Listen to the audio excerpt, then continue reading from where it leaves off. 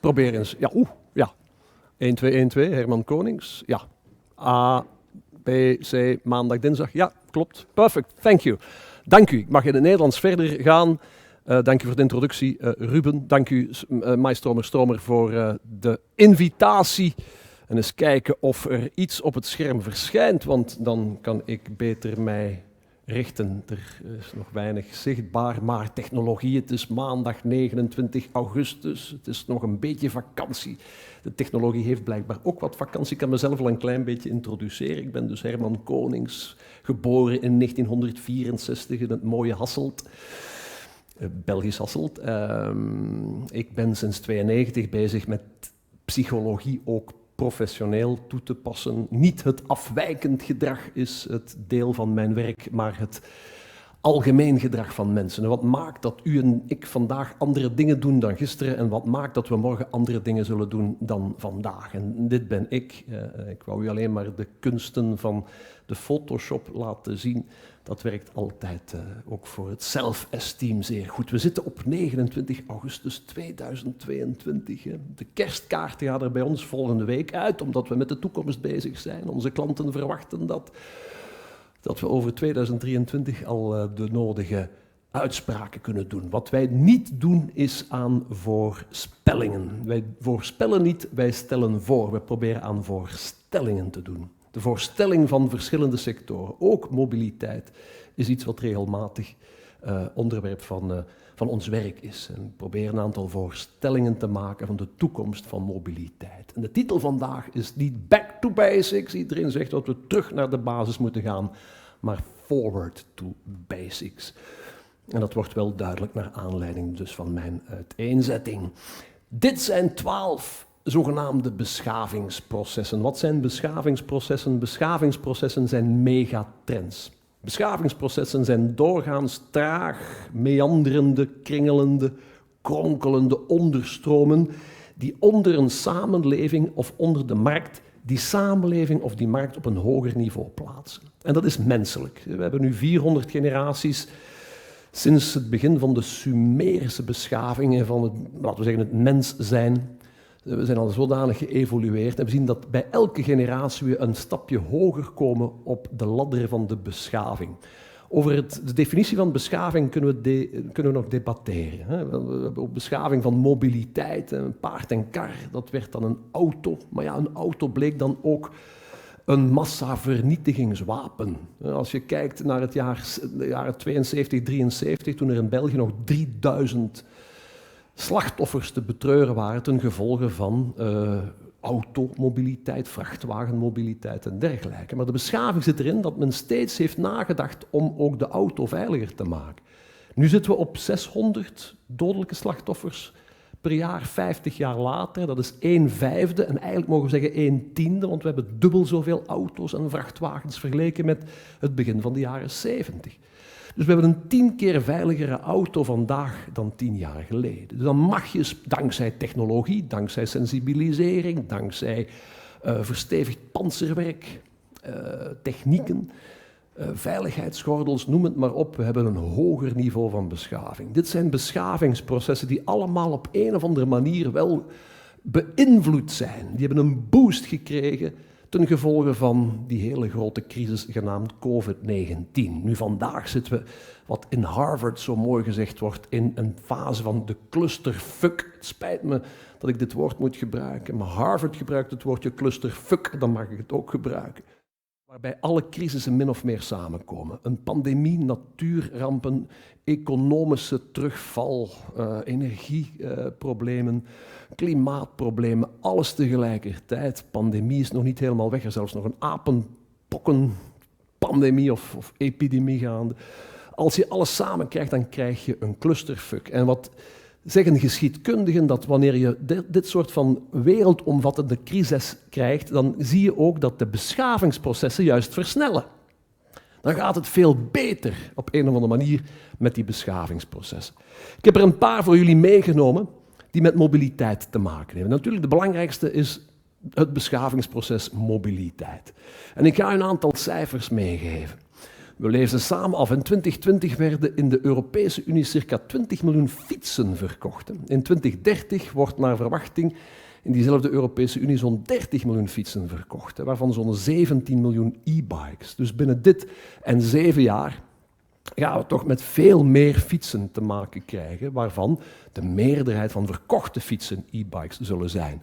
Ter vergelijking, dat zegt de Cycling Industries Europe, de federatie, die min of meer die cijfers goed op zijn rijtje of op haar rijtje heeft. Ter vergelijking, naar verwachting worden in de Europese Unie in 2030 15 miljoen auto's verkocht. Dus meer auto's dan fietsen. In 2018 leverde de FOD, Federale Overheidsdienst Mobiliteit, 32.369 rijbewijzen af. In 2019 was dit met 24.534 stuks ruim een kwart lager. En dat is een fenomeen dat je internationaal ziet. Ik zag Duitse cijfers, ik zag Britse cijfers, waarbij op een of andere manier er veel minder aandacht was voor rijbewijzen. Met name die generatie Z, die wilde niet echt aan de auto. Het aantal rijbewijzen is sterk teruggevallen. Wat grappig is, ik zag cijfers van Londen.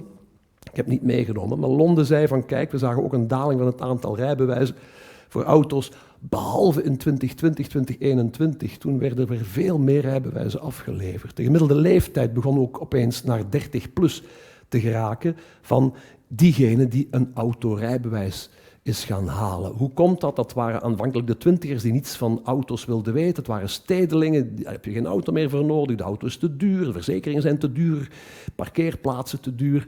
Het hoeft allemaal niet, tot COVID-19 zich ontfermde over de Londenaren en het openbaar vervoer een beetje besmet was en zijn veel mensen terug een autorijbewijs gaan halen en met de auto gaan rijden. Dit is een boek dat ik je absoluut wil aanbevelen, Het recht van de snelste, van Thalia Verkade en Marco de Brummelstroet. Prachtige naam, de Brummelstroet. Dit boek heeft de prijs gekregen van het beste journalistieke boek van het jaar 2021 in Nederland. En een van de mooie uitspraken van Thalia is: ontwerp straten niet voor het verkeer dat je hebt, maar voor het verkeer dat je wilt. En dat is natuurlijk de toekomst, hè? Dat je niet moet uitgaan. Dat is algemeen trouwens marktonderzoek. Vraag nooit aan mensen wat ze willen, maar verwacht inderdaad dat mensen min of meer ook door hun omstandigheden worden gevormd. Als er crisissen zijn, als er een teveel aan verkeer is, als er een energiecrisis is, als er een milieucrisis is en dergelijke, hou daar rekening mee. De consument is pas later op de hoogte van de impact van dit soort crisissen. Dus ontwerp straat niet voor het verkeer dat je hebt, maar voor het verkeer dat je wilt. Connectiviteit, verbinding, is een beschavingsproces. Je kan ook van digitalisering spreken. En dan zie je natuurlijk dat we, wat mobiliteit betreft, ongelooflijk veel technologie hebt gekregen. En de toekomst is uiteraard onder meer aan dit soort van hybride of elektrische, geconnecteerde of volledig autonome busjes in de stad. Dit is de Honda Origin Electric in Los Angeles. Men noemt dat software cars. Het zit natuurlijk vol software. En veel begeleiding is er in het busje niet bij. Het zijn autonome busjes. In Mechelen is er de Alice-project in Mechelen, de Trimble, heeft dit zelfrijdend voertuig ook getest, of is het nog altijd aan het testen. Dit zou de toekomst van de lokale public transportation mobiliteit zijn. Moet je toch ook, dit vond ik wel interessant, 2 weken geleden in de krant in de morgen, volle pagina's, vergeet de zelfrijdende auto. En dat gaat over de autonome zelfrijdende auto, omdat heel veel technologie-experten zeggen van het is niet vanzelfsprekend om een auto volledig autonoom te laten rijden, omdat de variabelen te complex met elkaar interageren. Je moet 99,9999, dat zal ik niet zien staan, 999% autonomie kunnen garanderen. Wel, we zitten nauwelijks aan de eerste 9. Het wordt heel moeilijk om die volledige autonomie in de toekomst mogelijk te maken. Maar wat wel gaat werken uiteraard is de geconnecteerde wagens. Software cars, met andere woorden connectiviteit. Urbanisatie is een beschavingsproces. De steden trekken steeds meer mensen aan, wereldwijd. Daar ga ik ook een reactie op geven, want COVID heeft ook laten zien dat een aantal mensen de stad juist aan het verlaten zijn, om verschillende redenen. Urbanisatie blijft nog altijd een belangrijk beschavingsproces. Vele mensen vinden zichzelf en hun lief in de stad. En dan krijg je natuurlijk het fenomeen dat de stad zichzelf moet gaan heruitvinden, omdat de stad besmet bleek te zijn, de stad is vervuild, gevaarlijk, mobiliteit is niet op punt. En dan zie je dat heel wat steden, grote en minder grote en kleinere steden, zich aan het herontdekken zijn. En een van de referentiesteden is natuurlijk Parijs. Dit is een prachtig voorbeeld van hoe Parijs zichzelf ziet, met meer groen en minder auto's. Met die belangrijke uitspraak van Anne Hidalgo, die 60% van de Parijzenaars achter zich gekregen heeft toen ze zich opnieuw kandidaat stelde voor het burgemeesterschap in Parijs. Onze steden zullen worden bestuurd door burgers die met trots streven naar toegankelijkheid, gezondheid, inclusiviteit en resonantie. Weerklank. Het begrip resonantie ga ik zo meteen verder uitleggen. Maar Anne Hidalgo is natuurlijk de meesteres van de chrono-urbanisatie. U weet dat Parijs de referentiestad is. La ville d'un quart d'heure, de stad van een kwartier. Nu, Seoul heeft al gezegd, lange neus, wij zijn de stad van 10 minuten. En wat bedoelt de stad daarmee, een kwartier, 10 minuten? Dat je met de benen, ofwel op een fiets, ofwel te voet, binnen 15 minuten, waar je je ook bevindt in de stad, de banlieues inbegrepen, alle essentiële onderdelen van die stad moet kunnen bereiken, zonder zelfs ondergronds te gaan. Te voet of met de fiets, binnen de 15 minuten. Alle stedelijke referenties die belangrijk zijn. Horeca, retail, publieke diensten, gezondheidszorg. Het is allemaal binnen de 15 minuten te bereiken. La ville d'un quart d'heure. Men noemt dat chrono-urbanisatie omdat je overal steden ziet opduiken die zeggen van wij zijn een stad van 10 minuten. Sommige Zweedse kleinere steden zeggen zelfs wij zijn een stad van 1 minuut. Binnen de minuut heb je, dat zijn hele kleine steden, waar van 300 meter straal waarschijnlijk. Het streven is verkeersopstoppingen door auto's te verminderen. En tegen 2024 wordt in elke straat, dat zegt Parijs, een fietspad aangelegd en wordt de helft van de autoparkeerplaatsen afgeschaft. Dat is een ambitieus streven, maar ze zitten blijkbaar wel min of meer op schema. Tegen binnen 2 jaar, 2024, nog maar de helft van de autoparkeerplaatsen van voor 2020. De stad is dus een stad van 15 minuten. Chrono-urbanisatie. Wat ik interessant vind is dat 71% van de twintigers uit landelijke regio's gebruik maakt van een eigen auto. In de stad is dat slechts 46%, wat vanzelfsprekend is. Want in de stad is het heel moeilijk om een parkeerplaats te vinden, zeker voor twintigers. Een eigen parkeerplaats is gigantisch duur. De verzekeringen van auto's zijn gigantisch duur. De twintigers zijn ook zich meer bewust van het belang van ecologie dan de wat ouderen. Dus je ziet dat nauwelijks de helft in de stad van de twintigers een eigen auto gebruikt. Tijd nodig voor de afstand van 4 kilometer in de stad is berekend door Rotor en Mobility Magazine, zowel in Duitsland als in Groot-Brittannië in 2019. Wat zien we dan? We hebben 5 mogelijkheden. Er zijn meerdere mogelijkheden. We hebben deze 5 mogelijkheden. Te voet, de bus, de tram, de auto, de fiets en de pedelec. Te voet 60 minuten een uur voor 4 kilometer. De bus of de tram 25 minuten. De auto 20 minuten. De fiets 19 minuten en de pedelec 16 minuten. Dat zijn cijfers om u tegen te zeggen. Laat ik daar even ook andere cijfers naast zetten, die van de VUB en de KU Leuven. Deze heb ik gekregen van Stromer zelf. Pendeltijd van de speedpedelec versus de wagen. Als je Gent als doelpunt, als bullseye gebruikt, dan heb je verschillende plekken, Zuid, Noord, Oost, West, waaruit je naar Gent kan fietsen met de pedelec of met de wagen gaan.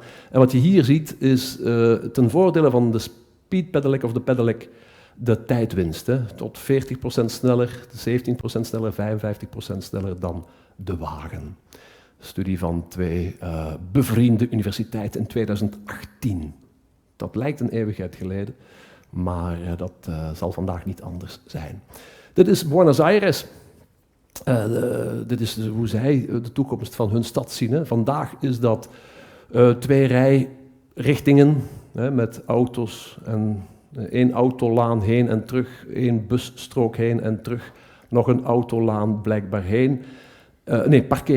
Parkeerstrook hier, parkeerstrook daar en plaats voor voetgangers. De toekomst gaan ze veel meer de fiets en de micromobiliteit, een kleine motorfiets of zo, de mogelijkheid geven om zich ook te verplaatsen in die stad. Met een duidelijke afscheiding naar de parkeerplaats en maar 1 rijrichting voor ofwel het openbaar vervoer en of de auto. Dat is natuurlijk iets wat heel veel steden beogen. Dit is het mooie Antwerpen. Dat zeg ik niet omdat de schepen van mobiliteit hier aanwezig is, maar omdat ik zelf in die stad woon.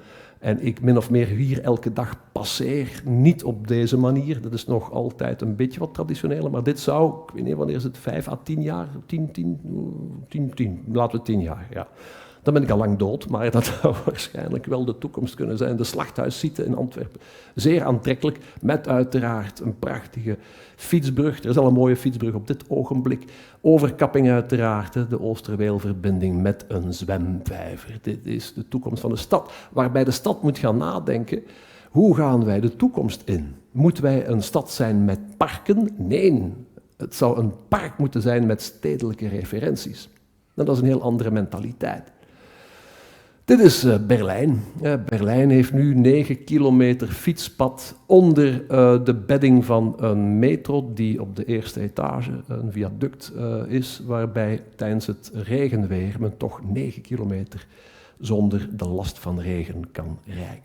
Je ziet dat de steden veel meer op dat vlak uiteraard aandacht besteden aan de fietser. Voilà, urbanisatie, haha. Ik heb gezegd urbanisatie, oei, dat ging iets te snel. Urbanisatie, dat weten we, maar er is ook sprake van rurbanisatie. Rurale urbanisatie. En dat hebben we zeker gezien ten gevolge van COVID-19. Er zijn heel wat mensen die de stad hebben verlaten ten voordele van de voorstedelijke en landelijke gebieden. Die trend was al gaande. Kijken we, als we even gewoon naar de opdeling van België bekijken, dit is een demografische curve. Dit is het aantal mensen bij telkens 5 opeenvolgende jaren. Je ziet dat de meerderheid zo'n beetje de boomers nog altijd zijn. Alhoewel voor het eerst zien we dat de generatie X, dat is deze, 55 tot 59 in 2025, dat is de generatie die volgt na de befaamde baby-boom-generatie, dat die nu de meest talrijke is op dit ogenblik. Dat heeft gewoon te maken met het feit dat de boomers nu downhill zijn. Babyboomers, de seks, drug en rock'n'roll generatie is ten einde. Daar komt het eigenlijk wel min of meer op neer. The likelihood to become ill or to die is exponentially growing als je 50 bent. En dat betekent dus dat de boomers ook een einde tegemoet gaan. Je zou zeggen, 85 plus is wel interessant, opeens veel meer mensen. Maar dat is iedereen tussen 85 en 115 jaar op elkaar. Nu, het gaat me niet om demografie, het gaat me om generaties. Generatiedenken is zeer belangrijk. En vooral deze generatie vind ik nog altijd op dit ogenblik de referentiegeneratie, de Generation Y. De millennial generatie in 2025 tussen 30 en de 45 jaar oud. Nu, wat kenmerkt de generatie millennials? Zeker tussen 2025 en zeker in 2025, dat zij tussen de 30 en de 45 jaar oud zijn. En wat is kenmerkend voor iemand tussen 30 en 45 jaar oud? Die zitten in de zogenaamde childbearing and rearing years, in de kinderbaren- en opvoedjaren. De millennials zullen, de gemiddelde leeftijd in België om een kleine te krijgen als je moeder bent, is 29 jaar en 10 maanden. Al die millennials die tot 5 jaar geleden nog vrolijk een tijd hadden en plezier konden maken, zijn vanaf 2025 massaal in die childbearing and rearing. En dan begint de ellende, want die hebben gestudeerd, die millennials. Die zijn naar de stad getrokken om daar te gaan studeren en plezier te maken. Ook als je 20 bent, moet je niet om 9 uur het bed in. Maar als je kinderen hebt, dan wordt het een ander verhaal. Dan wordt de ruimte in de stad wat beperkt. Er moet extra ruimte zijn. En die ruimte is quasi onbetaalbaar geworden. Waarom? Omdat die babyboom-generatie, die boomers, die sex, drugs en rock'n'roll generatie massaal ook naar de stad trekt. Laten we eerlijk zijn, het eilandje hier, Triple Living Zuid, vermoedelijk ook de site van het slachthuis, zal eerder boomers aantrekken die wat meer kapitaal hebben, middenklasse, dan twintigers en jonge dertigers, waarvan het kapitaal wat minder zal zijn. En wat doen die jonge mensen die al wel 10, 15 jaar in de stad hebben geleefd, daar gestudeerd, er een vriend of vriendin hebben leren kennen, die zie je nu meer en meer naar de voorstedelijke en de landelijke gebieden trekken. De cijfers heb ik ook van Antwerpen gezien, dat was al gaande voor COVID-19. Heeft een boost gekregen, dat is trouwens een internationaal fenomeen. Ze trekken weg uit de stad. Omdat die kinderen hebben, ze moeten ruimte hebben. De ruimte is niet betaalbaar in een stad. In de voorstedelijke en de landelijke gebieden wel, want daar trekken de babyboomers juist naar de stad. Dan krijg je het fenomeen van trading places.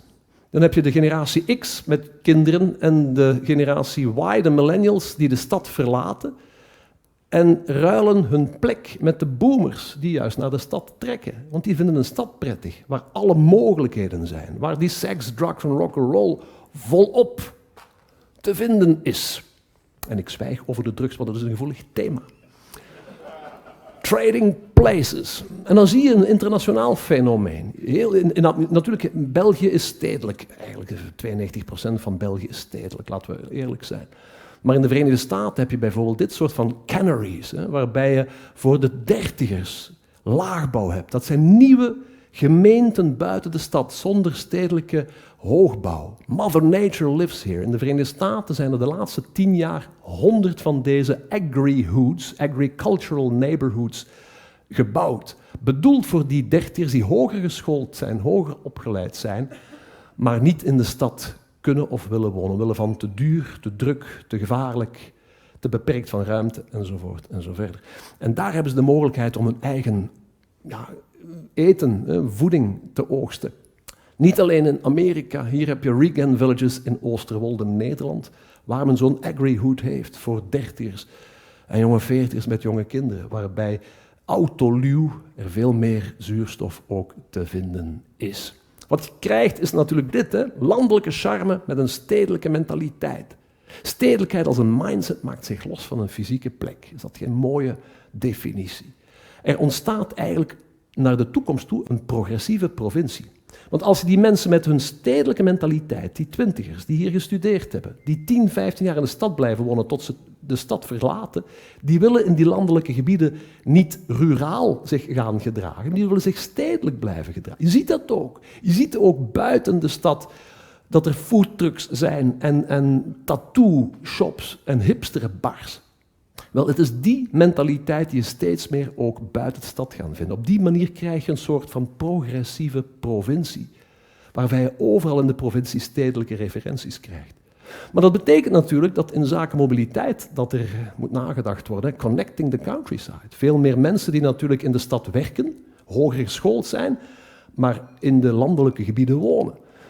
En die zullen zich natuurlijk op een andere manier moeten gaan verplaatsen. Een naadloze connectie tussen stad en platteland begint bij situatie-geoptimaliseerde mobiliteit. Als u een doodmoment hebt in een vergadering of zo, dan moet je spreken over situatie-geoptimaliseerde mobiliteit. Dan krijg je veel meer aandacht, dan ben je intelligent, als je die term kan gebruiken.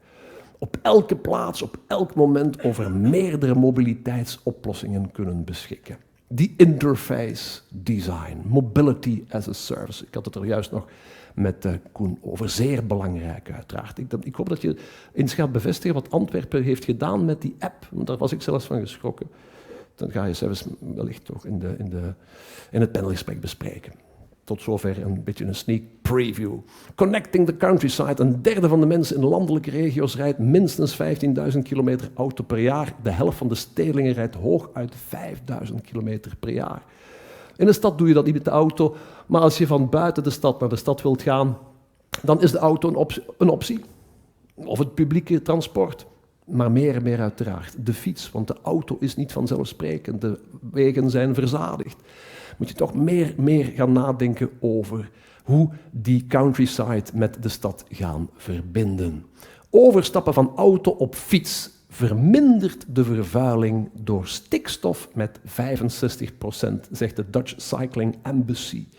Op basis van studies onder meer door de Universiteit van Wageningen. Maar liefst 65% minder per kilometer wanneer je de fiets gebruikt. Vloeibare identiteit. Vloeibare identiteit. Wat is vloeibare identiteit? Dat is het besef dat naarmate je jonger kijkt, als je naar jongere generaties kijkt, heb je veel minder een strakke, starre identiteit. Ouderen, zeker boven de 75 jaar, hebben een hele strakke, starre identiteit. Mannen moeten zich mannelijk gedragen en vrouwen moeten zich vrouwelijk gedragen.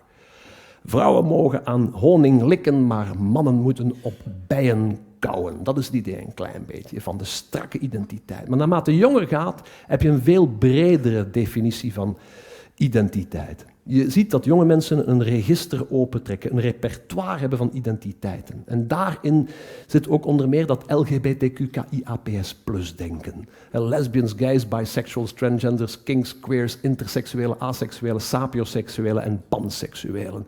En een plus. Een sapioseksueel is iemand die valt op iemands verstand. Vandaar ook dat je de definitie van juist het best kan gebruiken. Dan ben je hopelijk het slachtoffer van een sapioseksueel. Vloeibare identiteit is ook nadenken over diversiteit. Ik ga u een definitie geven van vloeibare identiteit waar je over kan nadenken. Vloeibare identiteit is je unieke biografie, badend in een egalitaire zee van diversiteit. Met andere woorden, diversiteitsdenken. En dat is ook nodig in zaken mobiliteit, want als je veel mensen van de landelijke gebieden op de fiets naar de stad wilt halen, is er één groep die zich een klein beetje buitengesloten voelt. Dat zijn mensen die wat zwaarder zijn. Die zeggen van ja, maar ik heb geen gear. Ik heb niks fatsoenlijk om aan te trekken. En in Groot-Brittannië heb je dit succesvolle nichemerk, Fat Lad at the Back. Die zegt time to change gear. En die hebben dus ook een maatje meer in zaken fietskleding. Ook op dat vlak moet je nadenken. Mensen moeten meer en meer in diversiteit nadenken. Vloeibare identiteit. Individualisering is een beschavingsproces. Dit soort van bakfietsen mag eigenlijk niet meer gezegd worden, moeten cargo bikes genoemd worden. XYZ hier in Duitsland. Deze zijn schitterend. Die kan je perfect op maat aanpassen aan de behoeften van de gebruiker. Kijk, je kan ze inzetten bijvoorbeeld. Even nog de cijfers. 51% van de goederen tot 200 kilogram kan per cargo bike vervoerd worden. Een studie van Moving Europe Forward in 2020. 51% van de goederen tot 200 kilogram. Daar heb je geen camionet of vrachtwagen voor nodig, maar dat kan perfect per cargo bike.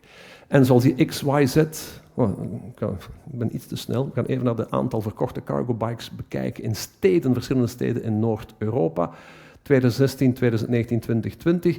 Als we 2016 als baseline gebruiken, dus 100%, dan zie je al 400% meer in 2019 en maar liefst 580% meer in 2020.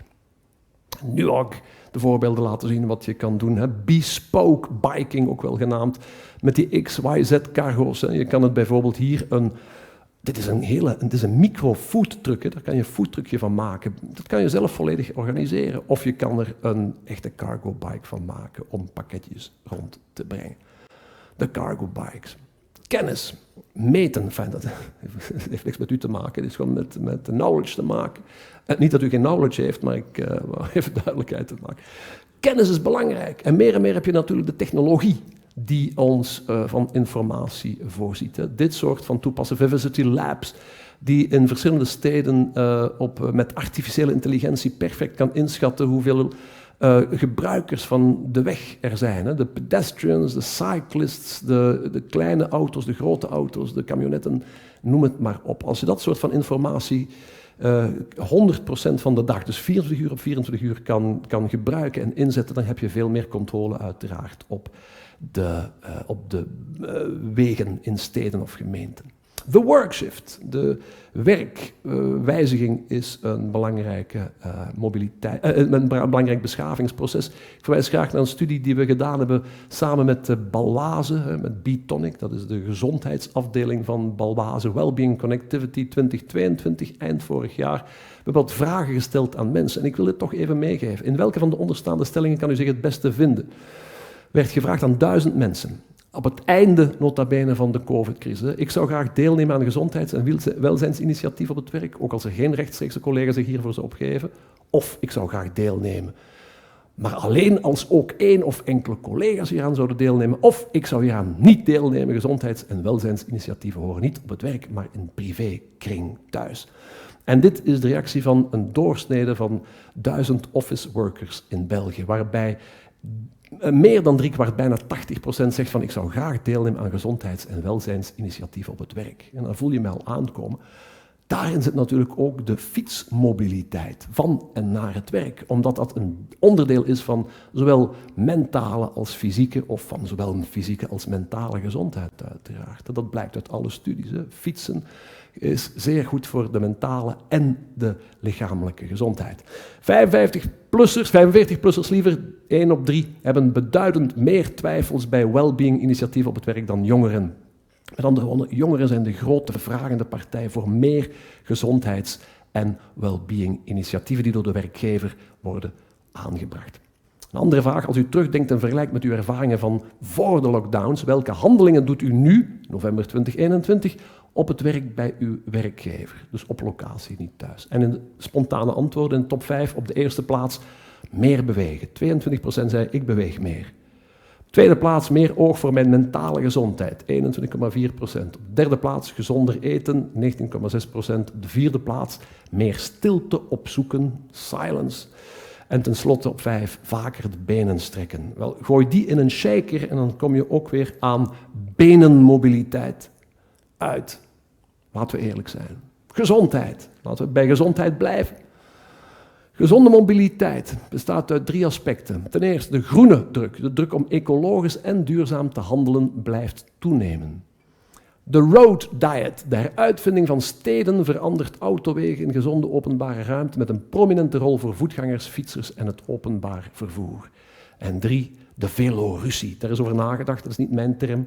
Velorution, de revolution, maar de velorussie. Fietsen is niet alleen ecologisch, kosteneffectief en minder bedreigend, maar maakt ook minder lawaai. Stilte is belangrijk.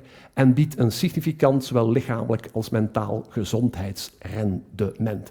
Dat zegt de Future Laboratory, zowat de referentie van toekomstonderzoek in Europa. Gezonde mobiliteit. Maar er is ook zoiets als pendelen. Hè.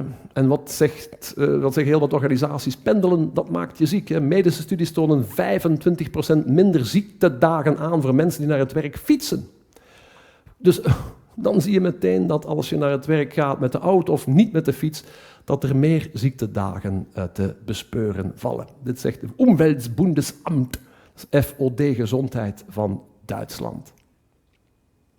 Pendelen maakt je zien. 1 kilometer met de fiets levert een maatschappelijk voordeel op volgens de Dutch Cycling Embassy van 68 eurocent, terwijl de auto en de bus de samenleving respectievelijk 37 cent en 29 cent per kilometer juist kosten. De cijfers zijn van 2019. Dit cijfer zal sterk uiteraard zijn toegenomen door de energiecrisis in 2022. Belangrijk is dus ook na te denken over dat fietsen. Hè. Ik ben niet de enige Limburger hier in de zaal.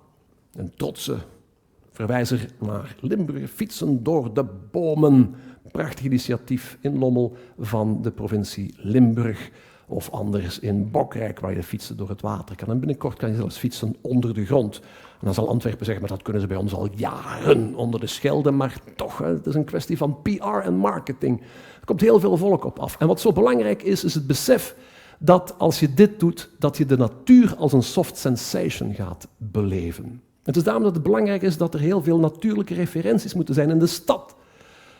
Dat parkidee waarvan stedelijke referenties zichtbaar zijn, ook moet meegenomen worden, omdat die soft sensation voor de mens zo belangrijk is. We spreken van resonantie. Dan komen we aan de psychologie. Resonantie, weerklank, is een belangrijk fenomeen. En we hebben resonantie vooral leren kennen ten gevolge van COVID-19. Want resonantie is het vermogen en de bereidheid onszelf en onze omgeving weer ten volle waar te nemen. De intense emotionele impact van terug met mensen te kunnen iets doen, dat is weerklank. Het is veel prettiger. Ik geef het voorbeeld van Gent. Er was een lichtfestival in 2021. Voor Omicron. 180.000 mensen iedere avond, gedurende 3 avonden, gingen weer genieten van die prachtige lichtanimaties en lichtprojecties. De grap is, Voordien, voor Omicron of voor COVID-19, zei iedereen van, oh wauw, prachtig, maar al dat volk, die drukte, je struikelt over iedereen's voeten. In 2021 zei iedereen, oh wauw, prachtig, maar de grootste emotie heb ik door het vele volk dat rondom mij staat. Dat is weerklank. Dat het niet meer stoort dat er heel veel volk rondom jou zich bevindt. Wel, resonantie is belangrijk, want de mens is als soft sensation ook belangrijk. En op een fiets heb je die soft sensatie. Je bent met jezelf. Het is misschien dat je wat, zeker als je nog in de landelijke gebieden trekt, dat je niet al te veel lawaai hebt. In de stad waar het autolu wordt, is het ook prettiger fietsen. Dit is natuurlijk een gevaar, hè? De airpocalypse. We weten dat er steeds meer luchtverontreiniging is met vele, niet altijd direct zichtbare doden. In België zou dat rond de 9.000 à 10.000 vroegtijdige overlijdens per jaar betekenen, ten gevolge van die zware luchtverontreiniging. Daar moet dus aan gewerkt worden. Dit is een smoke-free bike die door Studio Rozengaarde wordt voorgesteld en trouwens min of meer ook verkocht is aan een aantal Chinese steden. Hè. Het concept althans, waarbij je smog op een of andere manier door een ventilatiesysteem in zuivere lucht kan remediëren op de fiets. Of dat steden moeten nadenken over veel meer houtbouw, want hout heeft nog altijd het vermogen om CO2 te capteren en zuurstof af te staan. Met dit soort van grote houten gebouwen ga je zelfs 300 meter rondom het gebouw meer zuurstof hebben. Dat vermogen van nog altijd levend hout, bewerkbaar hout, is natuurlijk zeer aantrekkelijk. En zeker als je de stad natuurlijk wat gezonder wilt maken. Hout als verkiesbaar of geliefd bouwmateriaal in West-Europa. In 2020 bij 20,4% van die mensen die erover gaan om constructies te maken, slechts 7,7% in 1993. Het gaat hier wel als verkiesbaar of geliefd bouwmateriaal, niet als effectief gebruikt materiaal. Maar dat men het oog heeft op hout als bouwmateriaal, dat is wel duidelijk. Dat blijft uiteraard aan belang winnen. Dus Zeestad in Wenen, bij Asperen, liever bij Wenen, een soort van voorstad van Wenen, waar men inzet op houtbouw. De Zeestad Asperen is ook een klein beetje een mobiliteitslab. Ze hebben ook letterlijk een mobiliteitslab, een mobiel lab in Zeestad Asperen, waarbij je als gebruiker van de stad allerlei oplossingen aangeboden krijgt. Niet via een app, maar dan ga je naar de winkel om advies te krijgen. En wat zegt Mobile Lab? In de toekomst zal een autonome, emissievrije pendeldienst instaan voor aanvoer naar de metro, kunnen bakfietsen gratis worden gebruikt en kunnen parkeergarages snel worden omgevormd voor commercieel gebruik. Dus er worden nog parkeergarages gebouwd, maar ze worden nu al voorbestemd op langere termijn voor iets anders dan auto's. Volhoudbaarheid. Volhoudbaarheid is het Zuid-Afrikaanse synoniem voor duurzaamheid. Je mag niet meer over duurzaamheid spreken, je moet over volhoudbaarheid spreken, omdat volhoudbaarheid meer is dan enkel ecologie. Het gaat ook om fair trade, fair jobs, een perfecte humanisering. Dat is volhoudbaarheid. Maar laten we even kijken naar dat ecologische aspect van volhoudbaarheid. Met dit soort van initiatieven. Dit is de Forest School in Puni, die dit jaar geloof ik open gaat, met helemaal bovenaan een racetrack voor fietsers. Hè. Je ziet ook vooral dat de balkons volgestouwd staan met grote bomen. Je hebt er eigenlijk nauwelijks plaats om zelf buiten te gaan staan. Maar dat heeft een functie. Namelijk, bomen in residentiële wijken helpen hittegerelateerde kosten te vermijden. Dat zegt de Stanford University in 2019. En de Universiteit van Wageningen zegt de koelingswaarde van een grote boom in vol zonlicht bedraagt gemiddeld 25 kilowatt. Dus een grote boom in de buurt van een kantoor of een residentiële woning betekent dat je eigenlijk 5 airconditioning toestellen kan vervangen. En in deze tijden kan dat absoluut geen kwaad. Maar mobiele volhoudbaarheid, laten we daar eens naar kijken. 1 batterij voor een elektrische SUV komt overeen met 150 batterijen voor een e-bike. Dat is een leuke fun fact. Hè? Wat het in de toekomst gaat brengen, dat moet nog blijken. Elk jaar overlijden zo'n 9000 Belgen vroegtijdig door alle vormen van luchtvervuiling samen. Fossiele brandstoffen in het verkeer dragen voor bijna 20% bij aan deze stiekeme volkenmoord. Dat is een zware uitspraak, maar ik heb ze daarom ook tussen aanhalingstekens gezet. Volhoudbare automobiliteit. We gaan iets verder. Als we kijken naar een aantal studies, en dat vind ik een zeer interessante, hè. Vandaag, 2021, en vergelijkt met 2030, zowel de lineaire als de circulaire toekomst. En je kijkt naar het aantal personenkilometers, het aantal personen- en vrachtwagens, het aantal de CO2-emissie per jaar en het grondstofverbruik per jaar, dan krijg je deze cijfers. Het aantal personenkilometer per jaar, en dat moet, wacht, ik ga ze even allemaal laten zien, want ik heb onderaan geplaatst hoe de cijfers moeten geïnterpreteerd worden. Voilà. Ik denk dat dat nu... Ja, kijk eens aan. Het aantal personenkilometers per jaar in miljard kilometer. Vandaag is dat 24 miljard voor elke beweging die wij maken. Dus niet te voet, maar met een instrument. Dat wordt 40 miljard in de lineaire toekomst, maar het blijft 40 miljard ook in de circulaire toekomst. Want als je overschakelt van de ene naar de andere modaliteit, je blijft het aantal kilometers uiteraard behouden. Het aantal personen- en vrachtwagens in miljard wereldwijd is nu 1,2 miljard, zou bij een lineaire toekomst 2030 2 miljard zijn. Bij een circulaire toekomst zou dat 0,8 miljard zijn. Dan gaan we veel meer met capaciteit gaan spelen en gaan verbeteren. CO2-emissie per jaar, 3,4 miljard in gigaton, liever 3,4 gigaton vandaag in 2021, cijfers van 2021. 5,7 zou dat zijn in een lineaire toekomst in 2030, 1,6 bij een circulaire toekomst. En grondstofverbruik per jaar, 113, dat gaat naar 188. Bij een circulaire toekomst gaat dat naar 35 ton. Die circulaire toekomst is natuurlijk iets wat haast niet haalbaar is, zoals het hier wordt voorgesteld. Maar het is wel de bedoeling om in die circulariteit te geloven en te blijven geloven. Vanuit een integraal waardenkader blijft de fiets de meest intelligente mobiliteitstechnologie, zegt mijn goede collega Stefan van Dist. En daar kan ik hem wel in bijtreden. Wat interessant is, de trend van de toekomst zijn de cross-cycles, de cycles of de cross-cycles. Dat zijn deze fietsen, dat zijn gemotoriseerde fietsen, dat zijn geen autootjes, maar die wel een autoreferentie hebben uiteraard. Om met de benen met meerdere mensen doorheen de stad te kunnen baggeren of te kunnen rijden. Dit is de Habaya Hybrid Duo van de Karlsruher Institute for Technology. Cross cycles, en ook hier kan je uiteraard cargo bikes van maken. We gaan naar het einde toe. Veiligheid, althans, we zijn bijna aan het einde. Veiligheid. Technologie is natuurlijk een zeer belangrijk thema. Ik laat u graag dit filmpje zien. Dit wordt nu uitgetest in het Verenigd Koninkrijk. Laten we even kijken.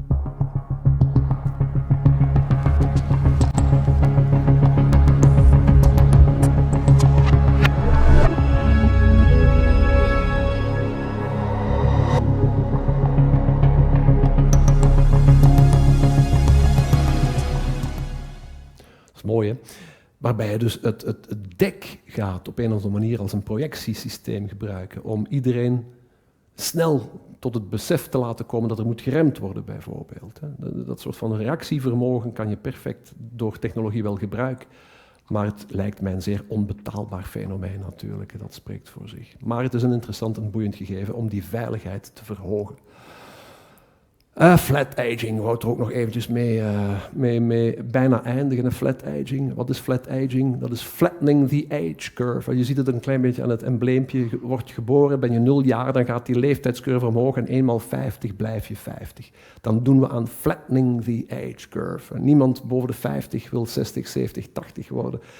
Je neemt de absolute mogelijkheid te baat om 50 te blijven, mentaal althans. Je gaat dan ook dood op je 50ste wanneer je 103 bent. Dat is het idee er een klein beetje achter.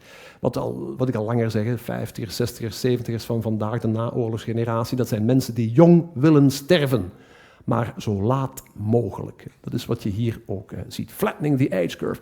En dan gaan we eens naar dit filmpje kijken. Dan moet je eens eventjes ook de mobiliteit bijdenken.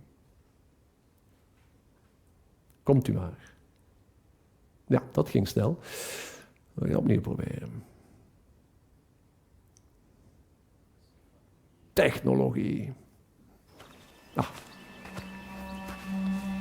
When I close... Ja, dat is omdat ik het dubbel gedrukt heb. Derde poging, derde keer goede keer.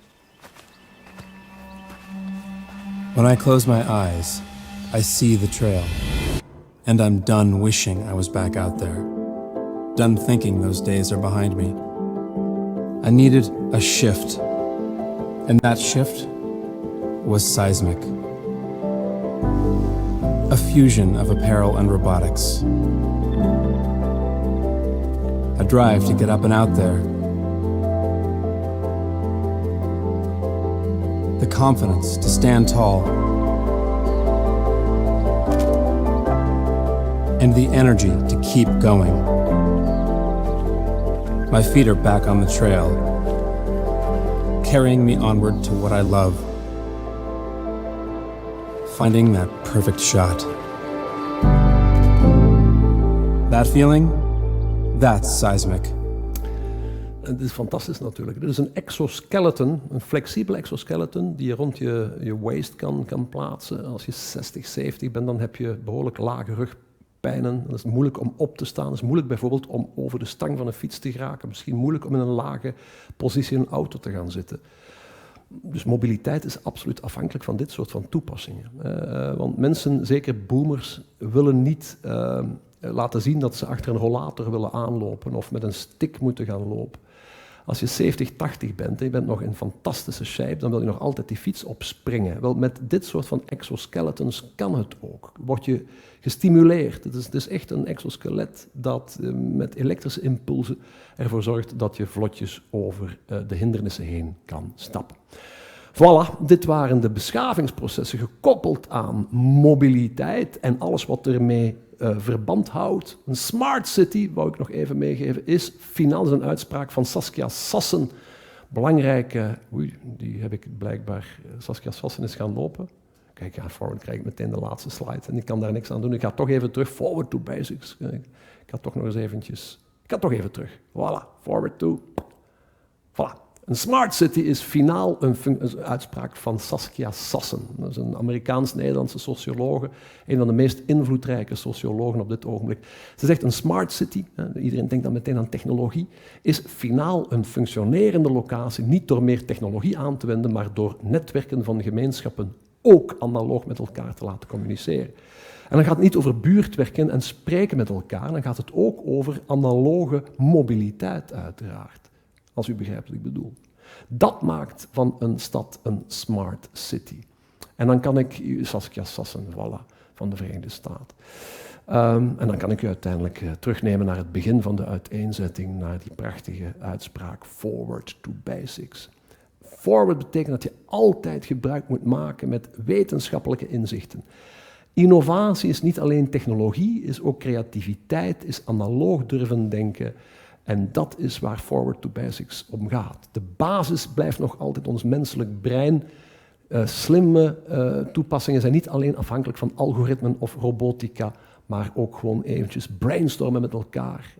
Hardstormen moet je tegenwoordig zeggen, hè, of dreamstormen. Durven te denken, durven te dromen over, in dit geval, de mobiliteit van de toekomst. Vooruit, want dat is mobiliteit uiteraard, to basics. Ik dank u voor de aandacht.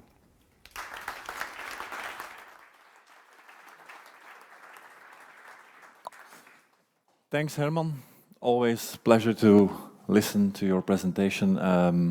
Thanks for giving us a window to the future world of mobility. What was it again? Not predicting, but presenting. That was it, yeah. And I was thinking about one more figure while you were talking about parking spots. Not only governments are changing and not only we ourselves are changing, but for example, from my own company, we're making a new building, of course, VRT. In the future, there will be half of parking spots available if you compare it with the current building. So everybody is changing towards the future. Okay, that's just a little thing I wanted to add. Next headliner, the bike is the new car, all the way up from Finland. The real headliner of today, Mr. Tomi Viiala, co-CEO of myStromer, former professional athlete. In which sport? Cross-country skiing. Okay, great, skier.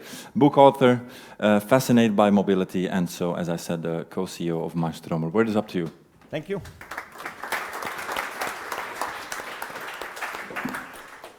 Also from my side, a very, very warm welcome, and it's a really nice pleasure to see so many different people here. We have from politics, politicians here, we have mobility solution providers here, leasing companies, our partners, retailers, to have one in the same room, and we know there's one topic. And we are provocating a little bit because we are since 2009 going already in a niche which at that time nobody was thinking. It was in Switzerland. The whole story started with our company, and we say the new car is a bike. Why? Well, I guess everywhere we see there are solutions, but how go people and how people move? Cities have problems with traffic. They have problems where they put the cars, where they should park. Companies have the same issues. Health is an issue. Pollution is an issue. But you cannot all solve with one thing. And I guess that's why we are here a little bit to talk what can be done and what we as a small company still can contribute to this slogan. And we have also a new slogan, here to change. And why this comes from, I'm gonna show you first in the movie. I guess this should be very inspirational why we think this here to change. The time is here for that.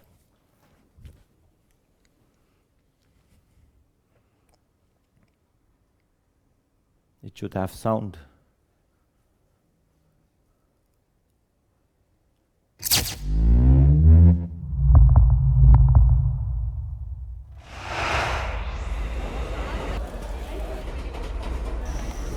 I guess we're gonna restart the movie because the sound is not going with this, what is coming here. Take a closer look at how people move, and you'll see. Mobility needs change, and it's up to us to drive the change. We can change the way we experience the world around us, taking time to breathe in the morning air, or moving fast to feel the wind against our faces. We're free to ride off with confidence, feeling the energy, finding power in momentum, and enjoying every second in the here and now. Nothing can stop us. Choosing a Stromer bike is a life-changing moment. It's a choice to steer towards freedom. At Stromer, we drive change by shaping the mobility of tomorrow and bringing a pure riding experience to every day. Together with our team, partners, and community, we are here to change.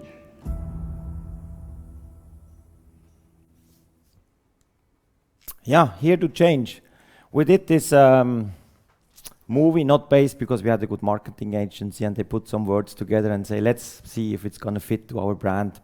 It could be done. No, we asked 10,000 people. We have already more than 100,000 people. 10,000, we sent out a questionnaire. 5,000 gave an answer, which is amazing. I mean, the ones working in the marketing, it's amazing that we got so many feedbacks. And based on that, we wanted to know why they have a Stromer, why they're riding our bike. Is it the product? Is it the design? Is it the power? But at the end, no, it was what he said. They experienced this feeling, the freedom, the smile. And that we tried to put in this 1 minute. And I guess this is it's a big inspiration also for us as a company. And you can see here, there's a part of our 140 people came together when we start celebrating this new slogan where we say we want to change, not only in the outside, also in the inside, how we going to work together and how we inspire other people to do what we do every day is cycling. We took this here to change as another just saying, okay, we should tell everyone else what they should do. We should do it also by ourselves. So I took it by heart. We had a Eurobike. It's 370 kilometers away, and they decided together with a colleague to ride the whole ride with the Stromer. No car with us with the batteries. Sometimes you can do it also that way. No, we had 12 hours for 370 kilometers going from Basel up to Frankfurt with 2 batteries. Okay, we had to charge once the 2 batteries, but you can see we can do even longer distance. Okay, we don't say you have to do this every day, but you can take all the bags with you, and it's a relaxing way to go and move, but it's also interesting how still the car sees us when we are driving, because in Germany you have to be on the road. So you cannot use the bike lanes, and they still see you as a person who is disturbing the traffic instead of seeing you might be a solution, of course, for shorter distances. Our world, let's say, is quite big. The nice thing is this, it's not fake again. All these dots, we know where are the customers. Our founder was smart in 2014 saying, let's do something which nobody does. We put a SIM card in a bike. I joined in 2014 and everybody told us, what are you doing now with the connectivity? Who needs that? Why we put a SIM card in the bike? We don't need that. Luckily we did it because we have a lot of data. Since then we can monitor every move from every person around the world, what they do, and we can also see here on the map, on the heat maps, where are our customers. And of that we can also analyze much more. You see also where we are based, so we are a European company, a Swiss company. We produce everything in Switzerland since 2018.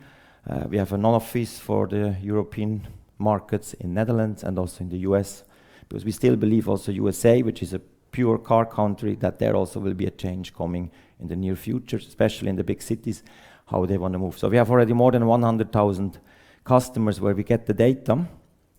And that's the nice thing, our bike is very simple. We always say we have 5 points, and that comes also later back when I show you a little bit some of the results, when we ask the customers why they choose our bike and not another transport solution. I guess one of the most important question always was answered is the power. So they like to really, we reach 45, but at the 45, I guess it's an interesting topic. Because also when we drove up to Frankfurt, a lot of companies especially, they are scared when they hear, oh, speed pedelec 45. Of course you can go 45. I can also drive a car 200 if I want, but I can also drive 30, I can drive 25. Then we have those discussions saying, why a car driver, you think he will follow the rules and go 30, why a speed pedelec driver should not do the same. And it was very nice. I drove also from Netherlands here, 100 kilometers. When we entered to Antwerp, it was amazing to see you have this traffic, the speed.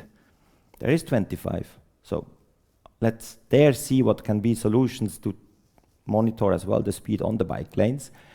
And that is with our powerful motor possible, but also with the connectivity. It's come later as well. We can play with geofencing. We can already make automatic moving down the speed. So the connectivity is a very important part of our bike, but it's also theft. Our bike, we will find the bikes. So the police, insurance companies likes this as well. 90%, 95% of the bikes are usually found back because it's really working, the system, when somebody moves the bike away. On the other side, the design, it was always, the founder wanted to be different. He came with the idea from the smartphone. At that time, it was Apple came out, and at that time, the e-bike was a big battery somewhere. And there he was already smart enough to say, oh, say, let's put the battery away, so nobody really knows that it's an e-bike. The range, it's getting more and more a topic as well. Our range has got bigger, the battery gets bigger, so that's also people do not want to charge all the time. And safety. You will also see later, that's the number one why people choose our brand is the safety topics, and there we want to really work also in the future much, much more. We can learn a lot from the automotive still. We have a lot of sensors in the bike, and we have a lot of possibility that the sensor gives you warning signals. We already saw also in the presentation before when people crossing the path, we have a signal in, they could basically connect. But we can also connect much more what is happening with the streets. We are working with other companies, seeing what is the security from the back. So if I move, go to the left or to the right, it can give you also already warnings. So there is a lot of things still to do, and that's an important part also in DNA, and to improve constantly that, because I guess that's also a topic. It comes also a little bit later with the politicians, where they say, okay, where they are driving, is it safe, is it not safe? And there, I guess it's also for us very important that we always work there to make the bike safe, but also the people around who are passing probably the bike. Some impressive numbers. I don't want to go with all the numbers, but I think the left one is a very interesting one. 51% replace the car. Also, replace the car or public transport with the Stromer. So there were this, we did 2020, this questionnaire. So it was still before the COVID hit. So we see we are a substitute for a car. We always say we don't want to take away all the cyclists, but we targeting the second car. How many cars are standing the whole day? Also, even if you use a car, you go 8-10 kilometers, you have a nice car, it stands. And you go home, you don't need space. But you're going to be in traffic jam. You have to search for parking. Now you heard also companies will reduce the parking lots. Where are you parking the cars? So I think this already starts at the mind shift in the people. Average 28 kilometers. That means they go 14 kilometers back and forth. And that's also more or less the average commute in the Europe when people go to work. 310 million kilometers were already driven.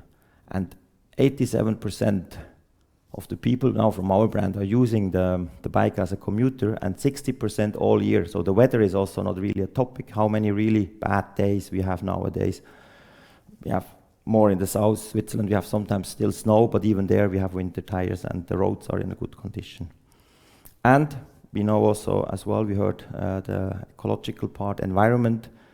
If we would drive every day 30 kilometers a day, it's 1.4 ton of CO2, which we could save.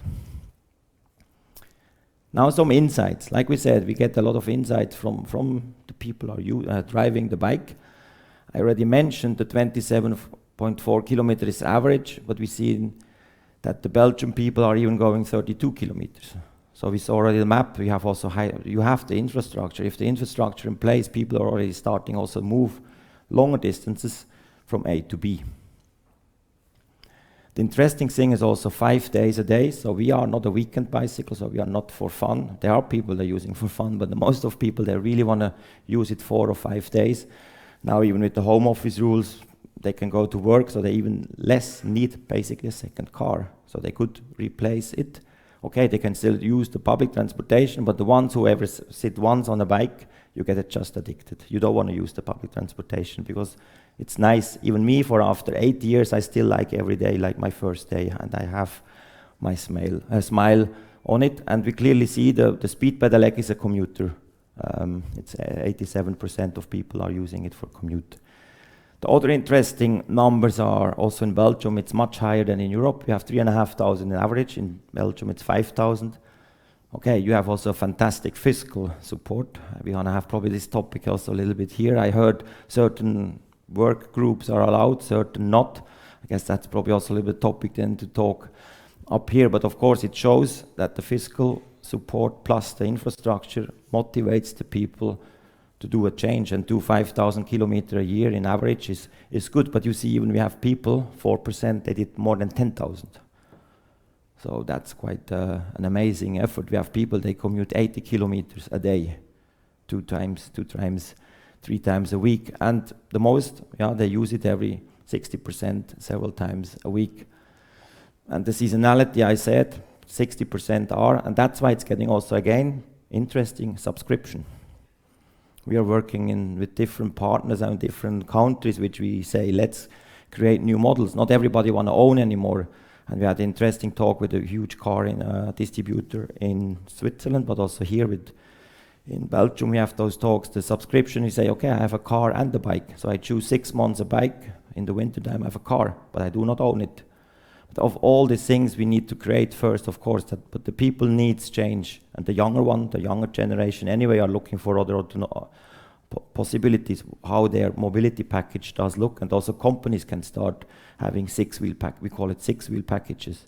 But it's still in the beginning, but there are talks, and that's very interesting to see that there is a need for that. That means so 60%, they go every day, but the 40% still need a second possibility how they go to work.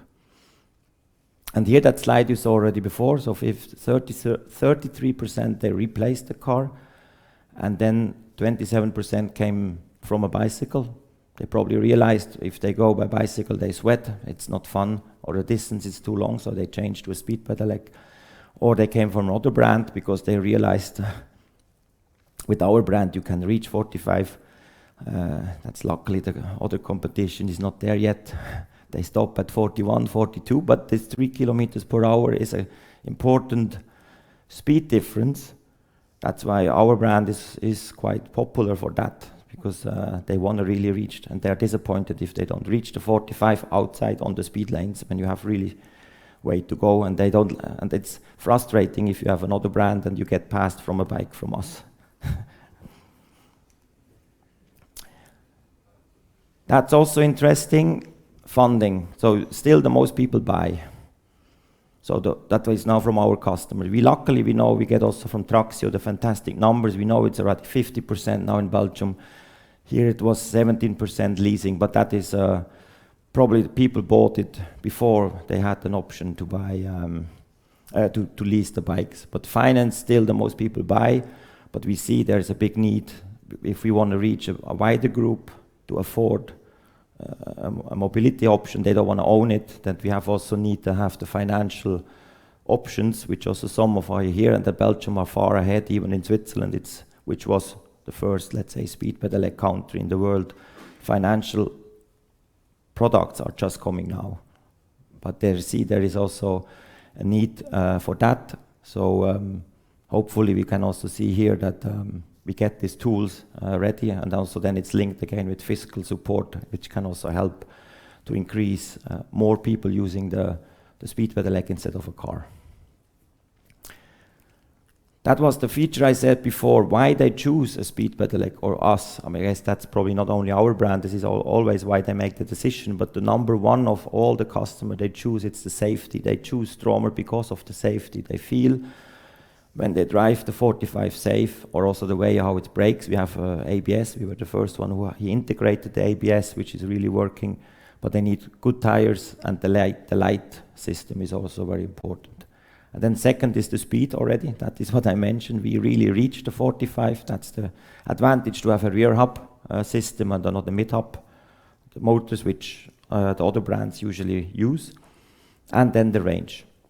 Even we have enough range. Now we have a new battery which you make 100 kilometers instead of 50 with the full support. And we see the people, they want that. Even they don't need it. The average is 25 kilometers. They could easily charge. But it's a thing with, I guess everybody's afraid running out of electricity, like with the phone. I guess it's the same with the e-bike, so we have to get bigger batteries to provide that. And then the image you see is less important for them, so it's really the safety. That's why also that, what I mentioned before, we're going to work even more on the safety side. Connection. 2014 we had a full connected bike where we said, it goes in the cloud, we have an app. The nice thing is we know where they are, and that's why we want to see how we can work also in the future with cities. When they do street planning, we don't start using that, but I think we have the data for 8 years now, where we know that's now a map. We can see basically who was online the last 30 minutes using somewhere a Stromer. That means we are not following them, so we follow the privacy rules, but we can anonymous see where they are.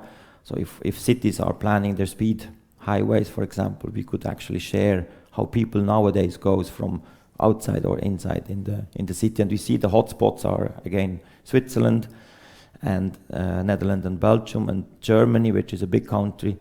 We see the potential still, but there is a long way to go because of the where you can drive and where not. We had an interesting talk before. You see the mobility is in a transformation. I guess everybody know they are 70% more or less rethinking how they want to move. But I guess there still need a lot of things to be done or clear what is possible to do or not to avoid. It's not because they have 40 minutes and they have a long way to go. They have a short distance but a long way to time stay in the traffic jam. So now it's how we bring the people from this traffic jam into moving. And again, Belgium is a fantastic case compared to all other markets probably in Europe and even in the world. It's again the heat map. We see now again where are the hotspots where people are commuting, and 80 million of our 220 million kilometers are driven in Belgium. So that shows again, if everything is perfect, there's a lot of, that's since beginnings, that's since 2014, millions kilometers were driven. We do 68 millions in 21. This year we did already 58 million, so people comes back again from office to work. Belgium had 27 million last year. Now already we are at 25 million. So people are using a speed pedelec to commute. That's the ones who has it, they don't go back to a car. Numbers are also showing, that's now Traxio, the plated bikes in Belgium. And you see it has a fantastic growth, it's 25% up. There are records numbers every month of registration of the sellout. On the right side you see also the leasing part. Together with the companies is 50%. So it's not only the private person is important, so also the companies what they do, and come a little bit later back to that, why they should support also their employees to give them opportunity. And we see still there are a lot of Belgian companies which are not using the fiscal benefits, even they are there. And ESG, I guess, also for a lot of companies gets that much more a topic, and they also need to find ways how they reduce their footprints. What are they doing for the employees? The shareholders do not want to see only the earnings. Of course, it's important, but it's also that part, the environmental health, happiness, and Stromer is touching actually 6 of those ESG goals from the Sustainable Development Goals, which the companies nowadays writing the reports, and the ones which are stock listed, they have to make anyway those reports. But we still see it's in the beginning, that topic. But there is a solution for that. And we heard also before, there are a lot of traffic jam, I guess this we know. Belgium is also well known for that. For me, it's always a challenge when I'm driving or arriving in Brussels, when I'm in Antwerp. It can take a long time or not. So maybe we should start installing speed pedelec bikes at the airport, probably faster than with the car if I hit the wrong time. The pollution, accidents that we mentioned as well, that's also a topic which is really a hot topic. How are we preventing less accidents? Because also car drivers sometimes have a problem not to see that we are fast, so they still turn and think I'm a bicycle coming. And the noise, that's a solution again which we can provide. Space, I guess we cannot move buildings. They are already here, so we can only save or also share the streets. Paris, you mentioned 50% of the cars has to go away, but they still need somehow to move. And electric cars is a part of the solution for CO2, we all know, but it's still the space they still need. You're still in the traffic, you still need parkings. Then we have public transport or bicycle or to walk. That's now an example if you put 50 people on the streets. That's why we see already cities, they give lanes away for bicycle and public transport. They can share it because there is not constantly a bus going. Vienna is, for example, also a good example. They have really nice bike lanes together with the bus. That was a really important report to see from DLR that shows the potential. That's from Germany. They made a report to see how can I substitute car, the distance what I do nowadays with car with micromobility. The micromobility goes till 125 kilometers, so these are the small little cars. So they took this as a study and see 70% can be substituted with micromobility. And out of that, and that's a fantastic number of showing the speed pedelec is on their radar, they say it's 37% of the whole daily use of a car can be done with the speed pedelec, if the infrastructure is there. If you do it on the kilometer base, it's still 19% of the people moving with cars can substitute it with the speed pedelec. So this shows the potential we have probably, that's not only Germany, that's in all over the world. I guess then we would explode because if we calculate how many cars are on the street can be replaced, but it's a long way to go. But that needs all of us, the companies, people, politicians to think how we can do that move and share the space for that. The costs we know, inflation is here, electricity prices goes up. We see and hear and feel the customers also more and more go to the shops because of that. We do not fear that this recession is coming because we still say we are not a product for the weekend. We are a product during the week, so I can save costs if you move the cars away or less parking lots. And the full prices is coming here. Everybody knows if you don't are electric, also the electric prices goes up. So people are changing there as well nowadays. Suddenly they realize I don't need the car anymore, my second car. So that's why it's a time to make a change. So I challenge a little bit. What if your company have vehicles, they take up 1/8 of a parking spot. Just we have said, you need 8. If you want to have 8 people parked in your company, you need 8 parking lots, or you can have 1 and put 8 bikes on it. What is if you figure out that the people who use it, they enjoy and they have even more motivation to do this every day if you provide them the solution for that? If you have sustainability goals as a company, you can reach it faster. You don't have to spend time, because I commute in Switzerland 20 kilometers. I'm faster than the car, which goes around the highway. I'm every day the same time. I can leave the house and I'm in the office. I don't have to worry. I don't have to check Google Maps. Is the traffic there or not? So you have more quality time on that. You don't have to worry if you're home for dinner late, for example. And zero emissions for the trips. We have also built companies, we have different buildings in a city. They start using speed pedelecs and not taxis or cars. And less time in traffic, more happy people, more healthy people. And then they also come in a positive way to work, and they are happy to go also home because they are again outside for 20, 30 minutes. So you see, that's a solution on both sides. Less parking lots you have to provide. More people can use the same space. We had Philip Morris as a good example in Switzerland. They told everyone who is in a range of 15 kilometers from the headquarters in Lausanne, they don't get any money for cars, and no parking lots.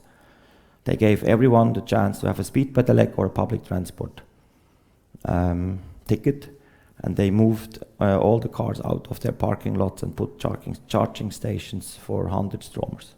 So there was already, or there is those way of thinking already, and the people are happy and they're still using it. The benefits I already said before, again, the carbon footprints, health, happy people. Because if you try outside the bike, you will know what I mean with happy people. The smile will come, and they really want to use it every day. We have a good example also here. What we take you in Belgium, you can even earn money, or you have less cost. I mean, this is fantastic. We wish that all the governments outside of Belgium take a good look what is happening. That's why we also did with Liva. You can take it when you leave. We did a white paper about speed pedelecs based on the numbers what we have from Belgium and also a little bit from Switzerland. And this example here, if you do a 0% financing for 42 months, and he drives 30 kilometers, at the end he spends 21 euro instead of 144. And we have even examples, if you commute longer, they even earn 200-300 euro net without tax. I mean, it's fantastic to go to work and have a salary raise, basically. So companies, we offer these possibilities. The company can still choose to want to do the leasing. The leasing companies are here, they have the products, or they say we want to even invest ourselves into the fleet. And we as a company also supporting it. We can have the after work, we have a really good dealer network, which we include always, because service, most of companies, they don't want to care about what do I do if the bike has a problem. So that's why we as a brand work very close with the distributions in the countries, and also to help the companies if they have questions how we do that, or then they do it as a bike lease, which we hear a little bit later as well. The advantages also with the fiscal on both sides, and it's a benefit for young talents, if you want to get them to your company, if they can choose to ride a no-name Chinese product, or you say you get a Stromer, I bet with you they will appreciate also to have a product, because we are in the upper price segment positioned and known a little bit as the Tesla effect, and they really want to like to have these additional perks. In the back end, we also have solutions how to show this to the customers, to your employees, for example, to choose. So the HR department, we can help there as well. We have different options how the employees can choose a model, or also go to the retailers and test the bikes. I'm not going through the Stromer models. I don't want to sell anything here. I just ask you, if you have a chance, try them outside to see the smile on your face. And the second last slide, safety. We also started to integrate the helmet, because everything is happening more or less on the knee level on the streets, and especially now when it's getting fall, it's getting dark, people are on phones in the car, unfortunately, and they sometimes do not see the small backlight. So we are now the first one, because we have a connected bike, we connect the brakes to the helmet. So that means the backlight, we can show it outside, will go on, because then it's on the level where the car driver is. So again, we improve here the safety, and we can do much more in the future as well with the connectivity of crash detection, or the light is adapting on the light outside, because it has also a light in the front. So it's a new day, a new ride. I'm very pleased to have you here. I hope it was a little bit interesting to see a little bit some details from our company, and now I'm really excited to hear our talk here on the stage. Thank you.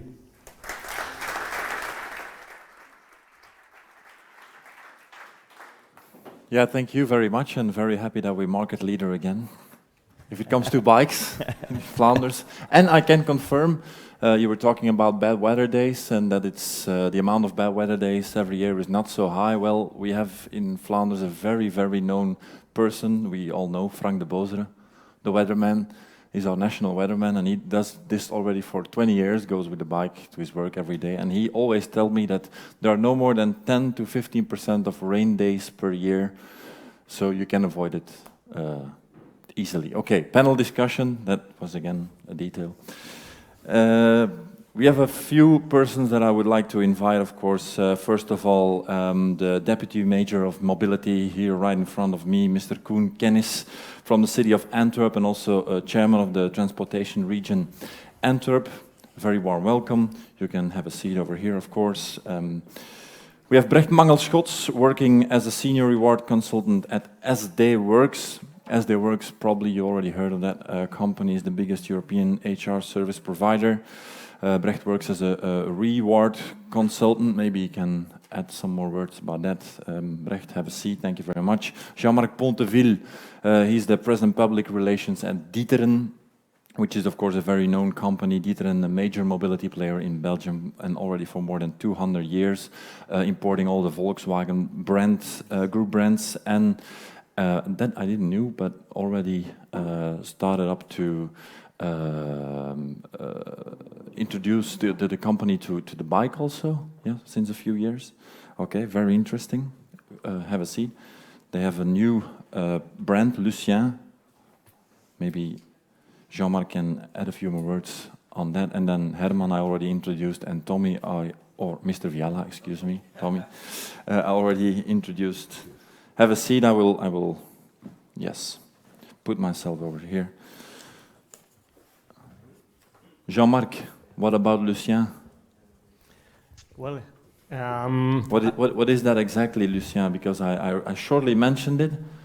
Lucien is a brand that you're distributing? it's a retail brand actually in the bicycle sector, and we decided to launch this brand because our mission is to create or to promote a fluid and sustainable mobility for all. So at D'Ieteren, well known as a car importer, we couldn't only focus on car anymore. We needed to have like almost every part of the puzzle of the mobility. That's what we are going to do. That's also the reason why 5 years ago we decided to launch a bunch of startups with, for instance, a car sharing. One of the car sharing is well known here in Antwerp with Poppy. We are also in the autonomous shuttles, in the taxis. We also launched data-based startup for the analysis of the mobility in the companies. And of course, we also launched Lucien. And Lucien is at D'Ieteren a game changer. The name of Lucien is also amazing because in the past, we had a CEO named Lucien. And that's about 100 years ago, the man who decided to change the business and to stop with the luxurious bodywork for cars and to launch Studebaker. Yes, well, Studebaker has disappeared, but as part of the job of D'Ieteren to adapt to the mobility and to the people and to the needs of the society. So Lucien is a new story for us, and we expect to play a major role in the future with the bicycles. I thought it had something to do with Lucien van Impe, but good to know that. Also very best known, sure. Lucien van Impe, the last tour winner, I know. Belgium. Oh, you Yes, know. Okay, I know. perfect. I'm Sorry. fully aware. I like cycling. Yeah, okay. Even if we have an engine, I go also without engine. Great, great. Jean-Marc, first question, well, let's say second question, but first question really towards the subject, of course. What made D'Ieteren make the decision to open the scope to the bike industry, and how do you see mobility changing in the next years for your company or in general also? Well, we ask this question to our customers, and we ask, how do you see the evolution of mobility? What do you want to do in the future? How do you see your transport in the future? And we have many customers, more than 1 million. And many of them said, yes, maybe I will let my car a little bit more often in the garage, and I will change for an alternative means of transportation. But surprising, it's not public transportation that they would choose first. They would first choose for bicycle. And if even better, if the bicycle is electric. So it's much more comfortable. So this is a clear message of our customers. And we believe at D'Ieteren that we have an interesting strength to enter the bicycle business, because the customers of the bicycle could be the car customers of today. And we are convinced that by merging, of combining the strengths of the car business and the bicycle business, I mean logistic, internet, marketing, service, leasing, that we have here we could take a very good position in Belgium to offer like a 360 degree mobility system or an ecosystem on all the parts of the puzzle we need to make people mobile on a fluid and sustainable way. Okay. Question for all of you. Well, not for, but yeah, you can answer, of course, but I already know the answer. Who of you has a Stromer? Not yet. Okay. Next year we do this again, and I will say they all have to raise their hands then. It wasn't prepared. Mr. Kennis, you already heard some interesting thoughts this morning? I heard some interesting thoughts. I was typing I saw it. some things. Yes. Yeah? Can you share some things that you made notes of? Or? What I found very interesting is the idea of looking, for instance, the data that Stromer has, to use them also for how do we have to create new bicycle paths where it's necessary, how people drive. It's something that we really need to see what is the way people are using those bicycle paths, and for instance, surely also for speed pedelecs, that are places where people drive very fast. How can we make sure that it's safe? And I think that's one of the issues that we surely have to discuss together. How can we make sure that the usage of electrical bikes, speed pedelecs, can be safe also in the city, outside the city, but like you said, also we put some plates 25 kilometers an hour. It's in fact not a prohibition, because we can't do that today, but I hope that on a certain moment we can say indeed that there is a speed limit also on bicycle paths, making sure that it's safe for everybody who is on there, and we see that's becoming more and more. And if you see the latest bicycle paths that we created, they always become wider and wider. We make space, and surely also outside the city where there is enough space, we try to create a broad bicycle path so that people can come in the city, and then you have to slow, like you said. A Stromer, it's perhaps like a Porsche, but also with a Porsche you don't drive 200 kilometers an hour in the city, also not on other places. I think he's happy with the comparison. Yeah. Tesla, Porsche, Stromer, not bad. And I saw some ideas from Limburg where I was thinking, oh, we can perhaps do it also on our covered ring zone. Why not bicycling in the water there also? As an eye catcher. As an eye catcher, but also as something that people make people happy and use bicycle more. Yeah, you're of course in a decision-making position. And we saw the example of Herman, the example of het slachthuis, how it will look in the future. Do you think, I suppose yes, but do you think that the city will change a lot in the near future, upcoming 5 to 10 years, infrastructure-wise? The city will change, and you see it already today. Look to developments like Nieuw-Zuid, look to developments like Regatta, but it's something that is happening slowly. You can't rebuild your city in one day. We are now, for instance, in the 16th century part of the city. We are creating woonerven, more and more garden streets, woonerven, so that it's more mixed mobility that you get there. And we try to move the car on a circle around the city, Lei and Kaien, you could say, but also there are some streets that are bringing the car to the parking spaces that are still, the public parkings that are still in the city. And the rest we will make more adapted for pedestrians, bicyclists, and of course some traffic that has to come there, but it will be less traffic. And I think that that is something that will gradually also go further in the city, but it's something that has to be gradually, because you said it also, there you have the Turkey, the group of, I think, Generation X, Y, excuse me, that is growing, but you have also the other generations, and you have to take them also into account. So the Generation X's then, and the boomers, they still live in the city, and more, like you said, they come to the city, and they have some habits that are also important, and we have to take very good care that the city stays reachable for everybody, not only for the Generation Y, of course. Yeah.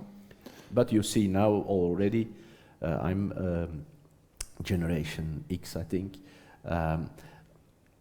Also in my generation, people are using more and more the bike.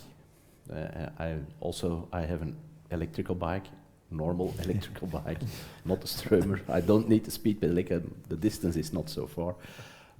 But since I have that electrical bike, I changed my mobility behavior also. Mm-hmm. Yeah, and just one more question on that. You're already active in the city for quite a long time as a deputy and other functions.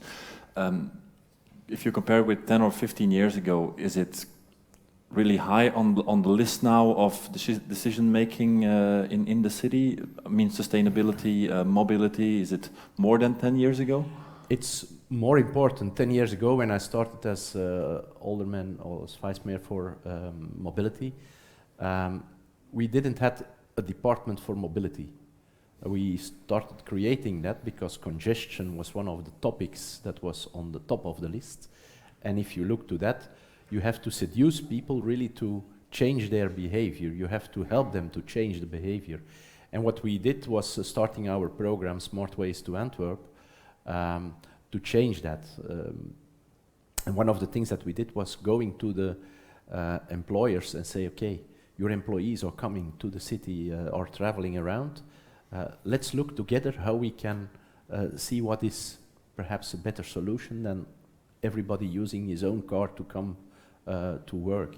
And we started the program with first the biggest companies and always also going to smaller companies, but we start a program to measure how people are coming to work and then see what are other solutions. Like you said, people living in 5 kilometers from work can do it probably by a normal bike.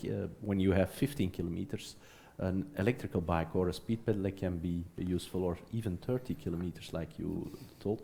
And what we saw is that a lot of people were driving to work with their car, although they lived very close to the work. And by giving them the opportunity to try other solutions, because we have a fleet of 100 bikes, more than 100 bikes, to let them use it during a week, 2 weeks, to try what is happening.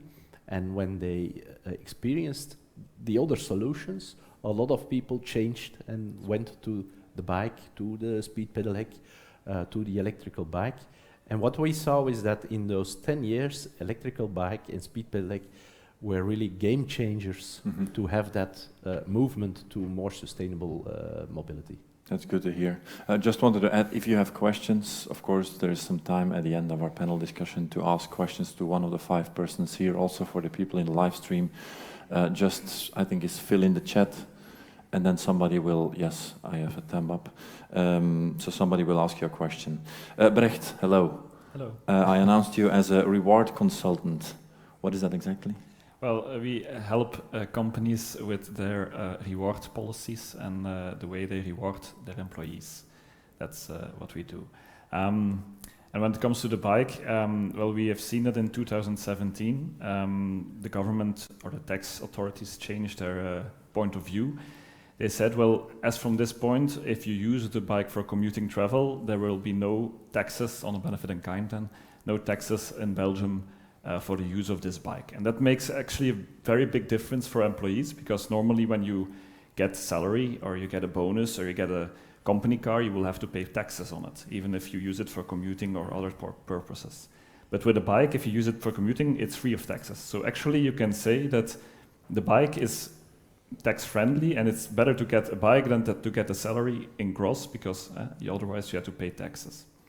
And then we saw a big trend because employees, there was a possibility to get this bike from a company. It was tax-friendly, and at the end of a certain period, because you're not an owner yet, only at the end of a certain period, you can buy the bike at a remaining value, which is very low. So it's your bike, and you have to pay them after a few years at a very low value. So it was really an opportunity for many employees, and unions, they also liked the situation.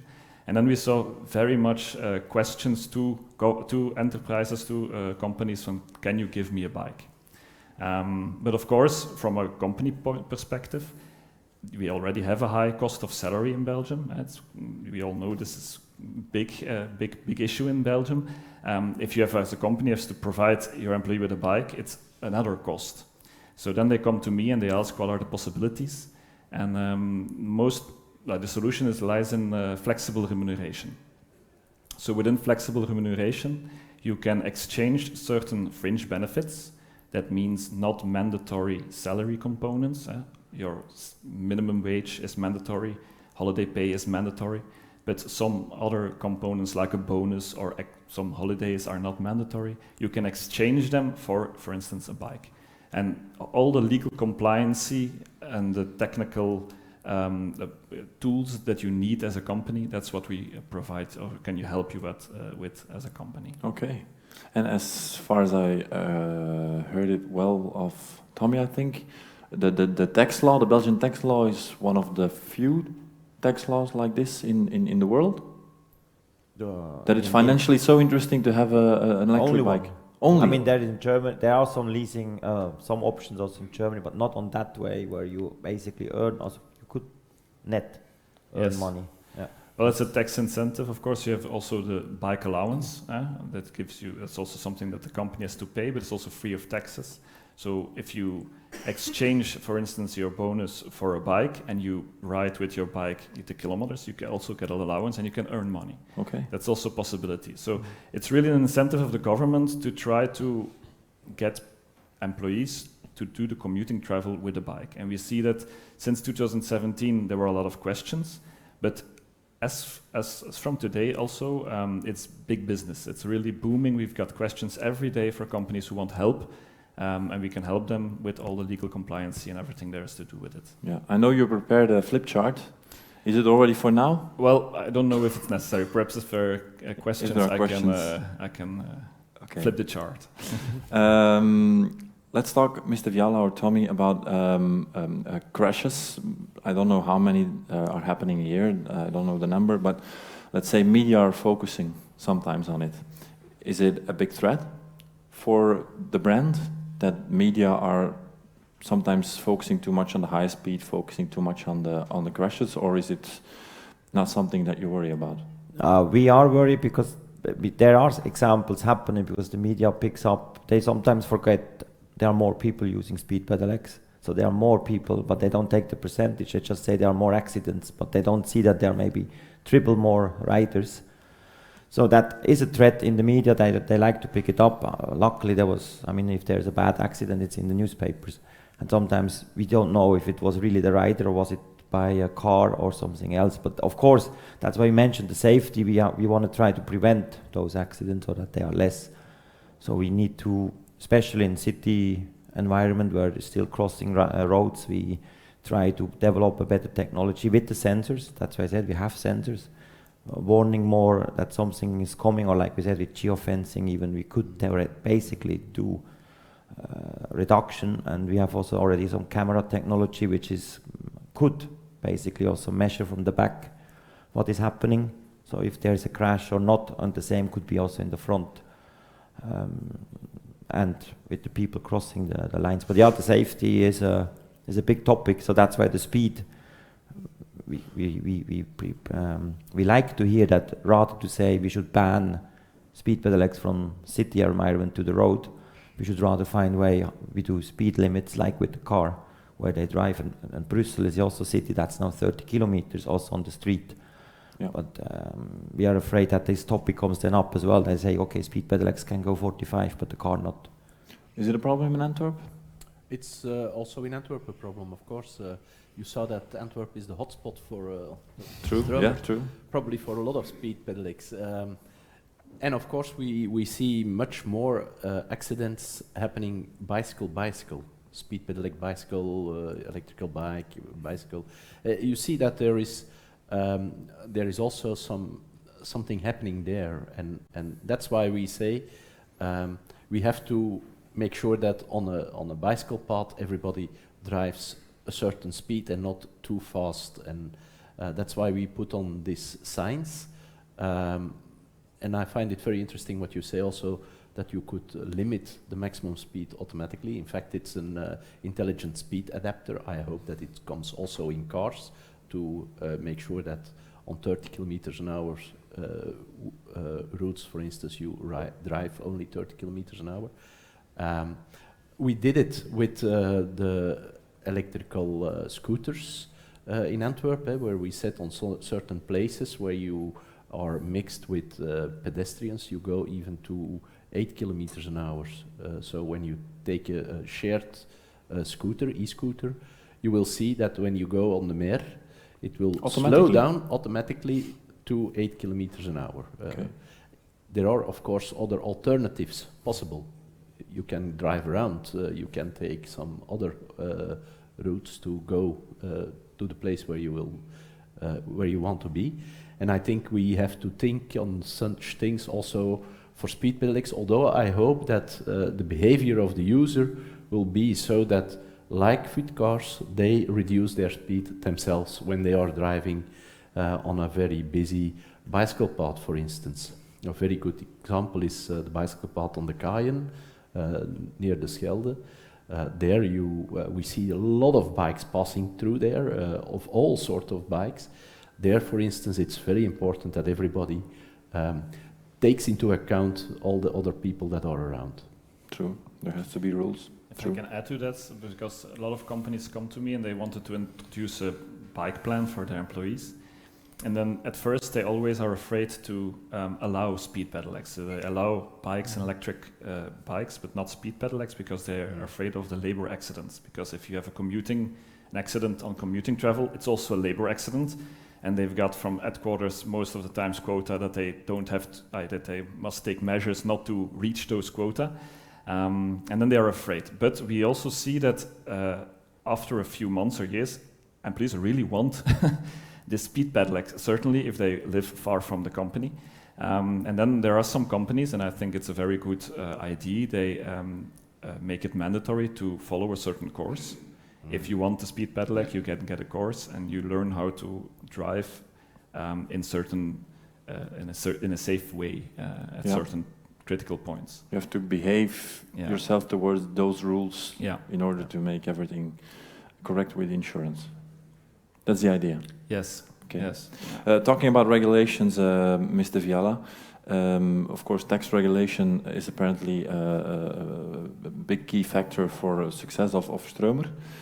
Which other regulations are important for you, or has to change? I mean, like I said, Belgium is a little bit ahead, but we have, like Germany, you have to go on the Bundesstraße. There we try now to see and work also with the white paper, we just mentioned before, to approach, even in Netherlands it's a topic, you can also not use the bike passes within the cities, outside you can, so they put you on the traffic, into the traffic.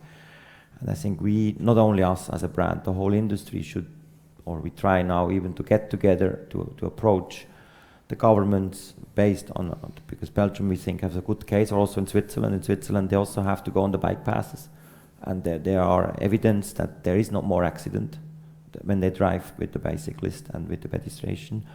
So that's on a topic which we are working now to take good cases and show governments that they should think how to use the space, and not change it the other way. And we are still in a category, this L1AB comes from the history with the motorcycle. So, but to change that legislation, we have also people from Livada, they know they are representing us also in the EU Parliament. It's very hard to change there, because we say technically we should not be seen as a motorcycle. It's still, we should be an own category, but of course that's a big vision to touch that one. But that probably will also help then in insurance. We have countries, they don't know how to insure the bike. They say it's a motorcycle, then you pay only 500, 600 euro for an insurance, because they don't know where to place it. So I guess we hope there, together with LIVA and other organizations, to find a good way to place the speed pedelec in the perfect, let's say, category. Yeah. And get also the space to use it. There's still some work to be done. Yeah. Of course, it's never finished business. Herman, excuse me that I waited so long to ask you the next question. Yeah, your presentation was very interesting, and you gave us a lot of tools how the future might look like. What is your idea? Or was that your idea? How will it look like mobility-wise? Okay, mobility-wise. I think that in mobility circles, people, scientists who are looking into the future of mobility, they are saying the future of mobility is ACES, autonomous, connected, electrical or electric and shared. I don't believe the autonomous part as much as the dreamers of the future do. I think there is still a problem in cities when too much variables are there to make it absolutely safe for all users of traffic to use an autonomous car, for instance. I think this is absolutely a challenge, maybe within 50 years, but not within the next 20 years, in my opinion. So it is partially autonomous, connected, absolutely. I believe absolutely in connected cars. Driving from Brussels to Antwerp in a connected car by means of an autostrade, a highway. I absolutely do believe that. So you can work, and the car is connected from A to B. The electric part, we were discussing on that. Electric, I think you should talk about post-fossil, you know, the fossils should be thrown away. Instead of fossil resources, there should be electric, but electric is also becoming a problem. The scarcity of resources, for instance. There are alternatives. Scientists are now into the alternative thinking, alternative resources like water fuel, for instance. That should be, I think, an alternative next to electric. And shared, of course, I believe absolutely in shared mobility, not only shared cars, but also shared bikes, shared e-steps, like Antwerp is showing today that it is absolutely a shared, loving city, for instance. May I ask something about Antwerp, my city also? I'm a Limburgian, but I'm living for 30 years. I'm married to an Antwerp girl, so... you were talking, I didn't know that, you were talking about Slim naar Antwerpen, which is Smart to Antwerp, which is an app, and I didn't know. I know the app, I don't use it, but it is the #1 app, and the only app in the world that gives you all kinds of mobility modalities to use. I didn't know it was the only one in the world. I believe also very strongly in what we call multimodality, or use of different modes in your trip, and we created an app that gives you the opportunity to plan your route with those different modes. So typically when you use Google, you have to choose public transport, car, bicycle, or going by foot. Here you can mix all those types of mobility in one. So when you say I have to go from, I say something, Kruibeke to Antwerp, you go first by car just to the waterbus, then you take the waterbus, you go to Antwerp, and then you take, for instance, the shared bicycle, the Velo, or a shared e-step to do your last mile. And that sort of things is very interesting because on a certain moment, we are now building it also that it can become a navigation tool. And on a certain moment, you could say, I'm in my car, I'm driving to Antwerp, but my application says, oh, if you go to Antwerp, it will take 45 minutes, for instance. When you stay in your car, it's perhaps smarter to go to a park and ride, take the public transport, the tram, go to the city, and then take there some of the micromobility, shared micromobility to do your last mile. It's shorter. And then people can start thinking, okay, it's smarter to do that. And I think that is the future. It's shared mobility, because the advantage of shared mobility and of using a lot of different modes is that you never are stuck to your car, your own bike, or other things. You can always use something different. You can say, okay, I have to go to a birthday party and I want to take a big present. I take the shared car to the birthday party, but there, of course, I drink something. It's not smart to go back with the shared car or with your own car, even not with your bike. So why not taking a taxi back home? That sort of things is possible with shared mobility. This is what is called MaaS, Mobility as a Service. I think Antwerp is calling it AAS, Antwerp as a Service. MaaS.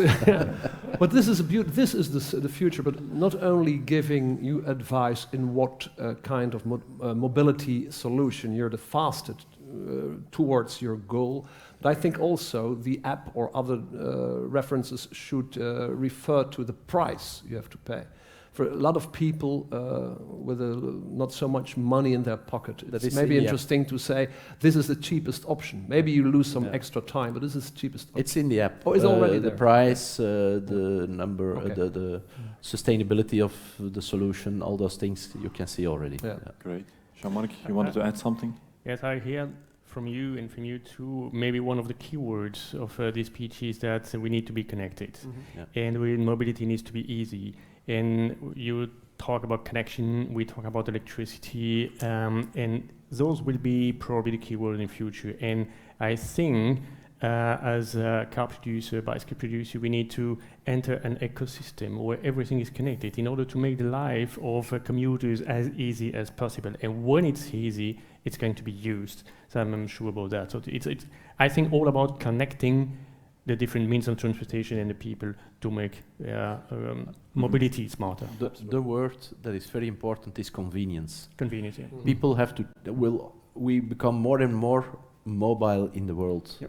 People are becoming more mobile, they are traveling further, but what is very important is that the traveling is convenient, and convenience means a lot of things. Comfort, it has to be fast, it has to be easy, it has to be safe, all those things. And when you can deliver that, people will use the alternatives for the own car, because the most convenient today for a lot of people is still the car is in front of the door. I can park at my working place in front of the door. Okay, there is some time lost perhaps, but what do I have to do? Or are there other solutions? There comes our application Smart Ways to Antwerp, because they can give you other solutions.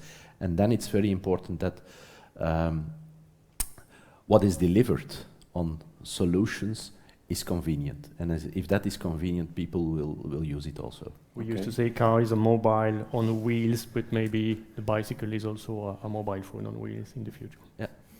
Or already there is a SIM card in it. Is a SIM card? I mean, we have cities in Switzerland. You were visiting one. We have free floating. The city of Basel has 500 Stromers floating.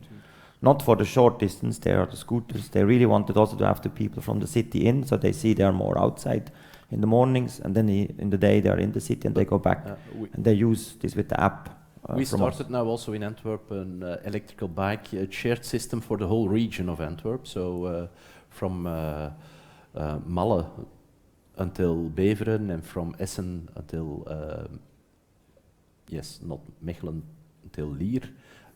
There will be an electrical shared bike system that can be used by people around the region, and I believe very strongly that also that will bring us further in the modal shift that we need.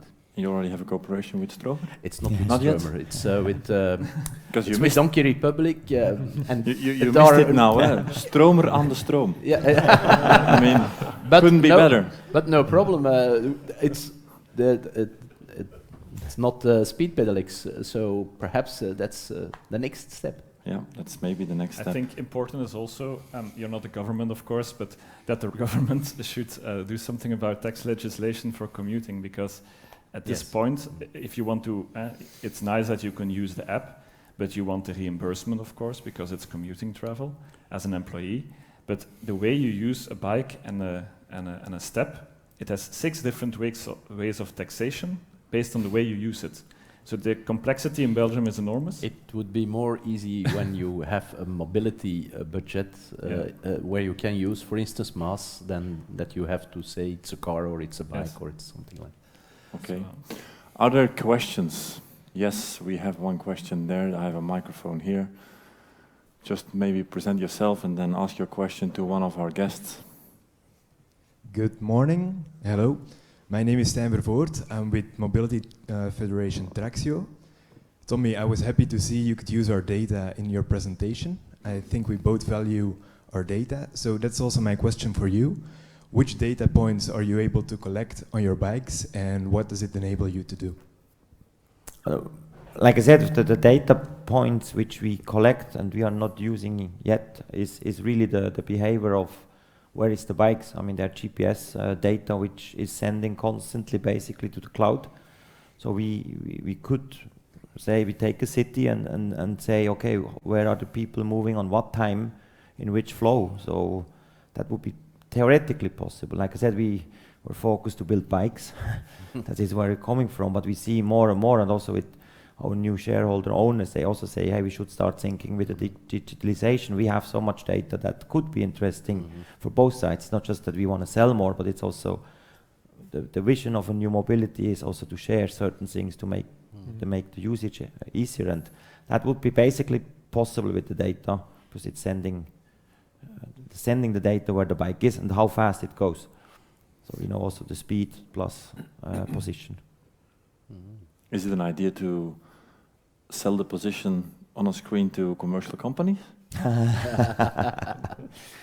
There is an EU law. It's very hard that we could. It could be a good idea. In the US, it would be possible, and it tells you on the way when you commute, when you're hungry, and you could eat. But no, in Europe we don't want to sell this. But I think to work with cities together could be an interesting for non-commercial messages. For non-commercial, because it's helping again. Infrastructure helps us. We see.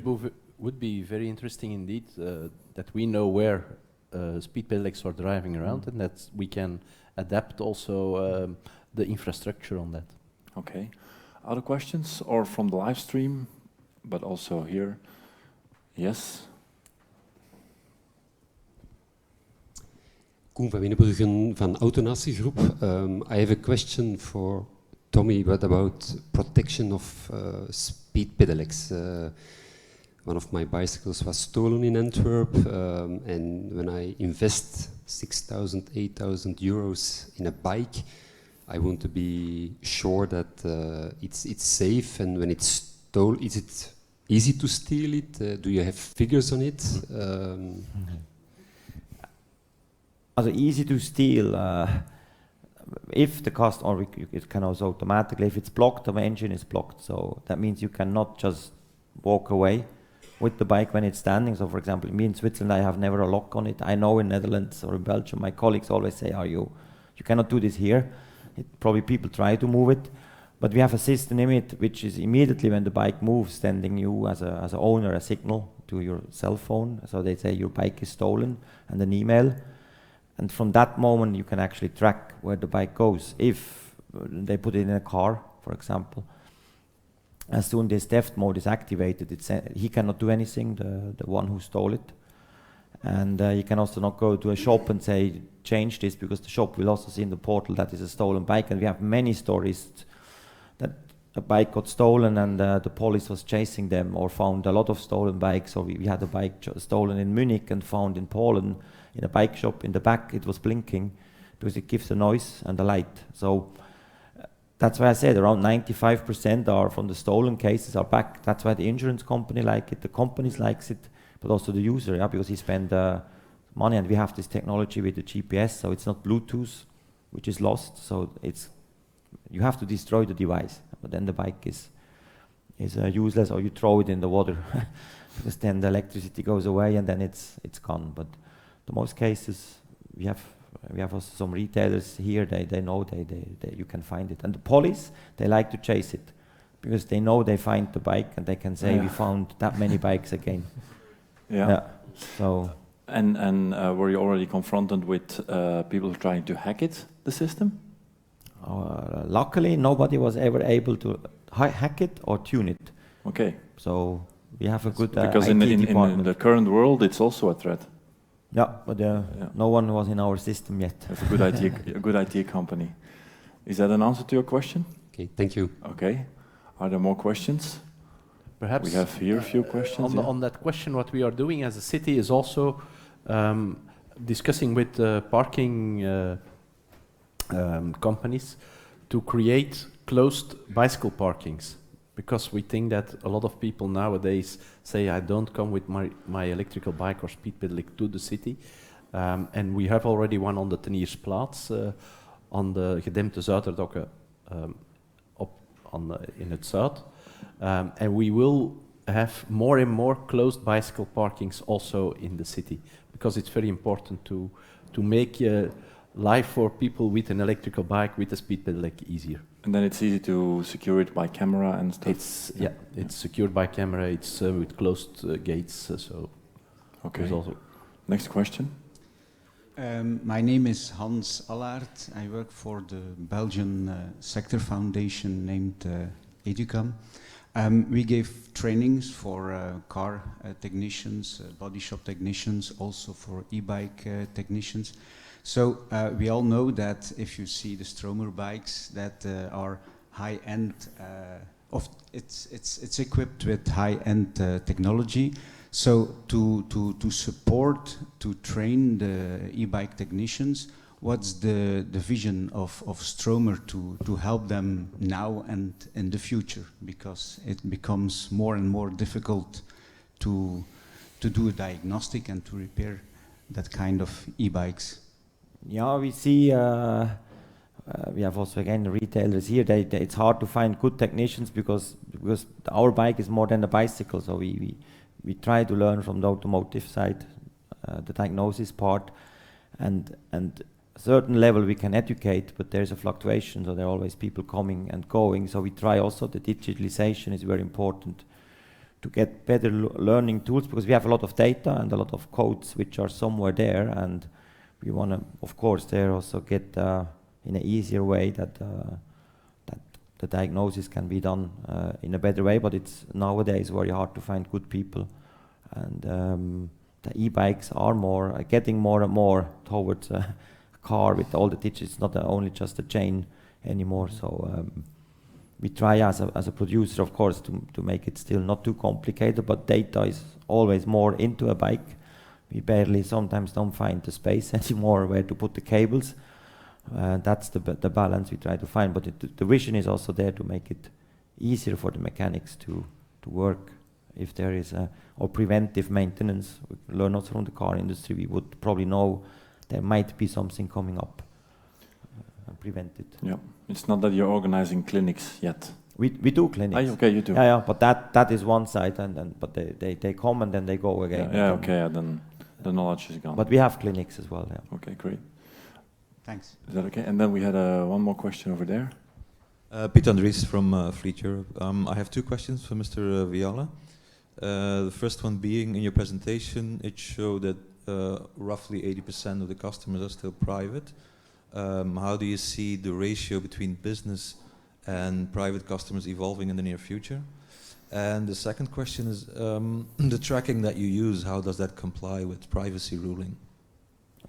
To the question one, I think there is a big shift happening, and that's why we see automotive brands, D'Ieteren, we have in Germany and Switzerland, big automotive companies, they don't change basically first because of the end customers or private customers, they see also the companies, and companies, we saw in the presentation, they look also for new ways what they do. So we see that there is still, it's in the beginning.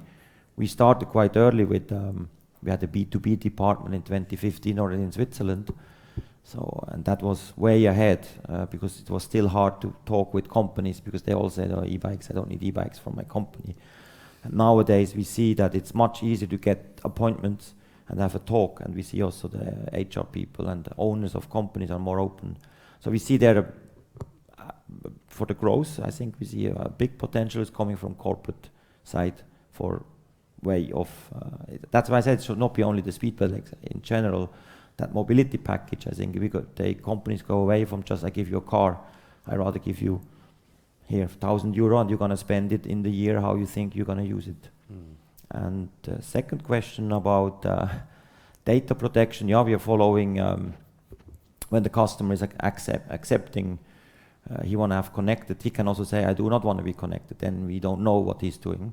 But then he has one important factor is not working, is the GPS localization when the bike gets stolen. So then also we will enable him, we will not follow him, so if it's stolen we cannot help to find the bike. So therefore we have there the standard, the customer is accepting the privacy, what we do, and also from our side we have them on a special secured location and not everyone can go there, and it's privacy, that we protect the privacy. So they cannot call me and ask me where is the husband today.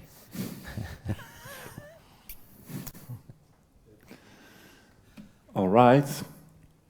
One more question on the left side. Yes, just a quick question. If you want to drive an e-bike or a speed bike in Belgium, you need a driver's license. But as you already mentioned, young people don't bother about the driver's license anymore.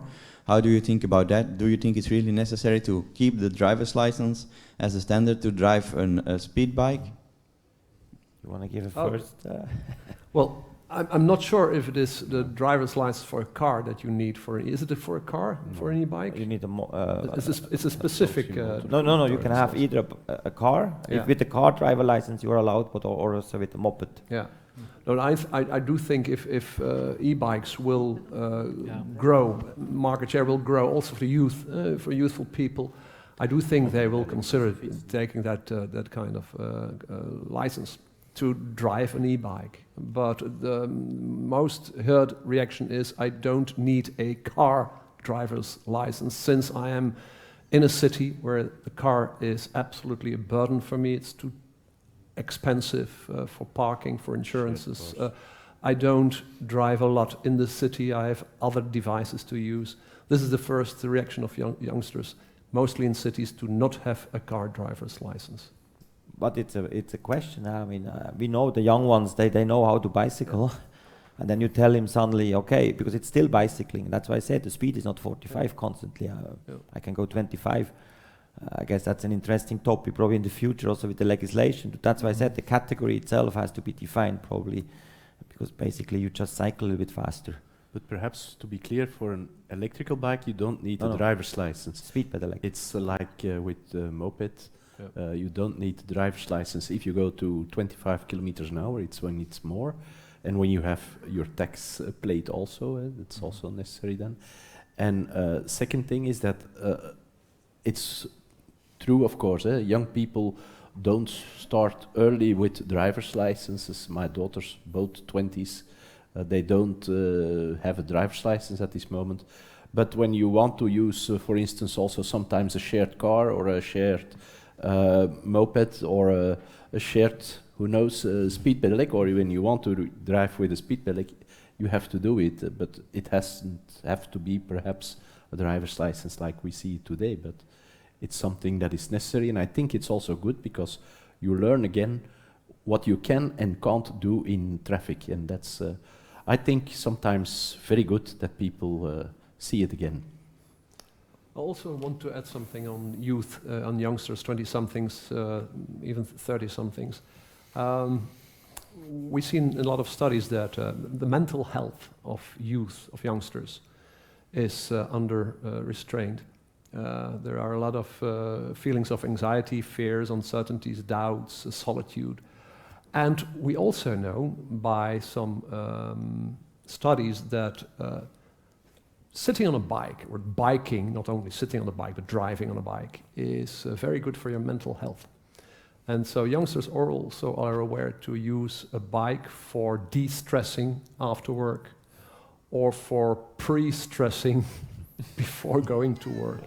I have to say also, on the other side, it also works in a car, being in a traffic. For a lot of people, alone in their car, putting some music on, it's a de-stressing moment. After work, after having the shizzle on the work with the colleagues and a lot of noise, before going home with a lot of noise of your partner and your children, there is a silence part, or you can listen to whatever kind of music also in your car. Also, that is good for your mental health. But still, mental health problems for youth, and having a bike for them is good for the mental state and for our finances. True. It's 12:15. I'm going to close this part, but of course everybody's here, so if there are still questions, you can ask them on person or in person. We're going to make a little picture here. That's what's told me. You're invited to a lunch. There's lunch. You can test the bikes. So we're still here until 2 o'clock, something like that. Thanks, of course, already for being here this morning. Hope it was interesting for you. Have a nice lunch and have a nice day. Have a nice work week. See you next time. Thank you.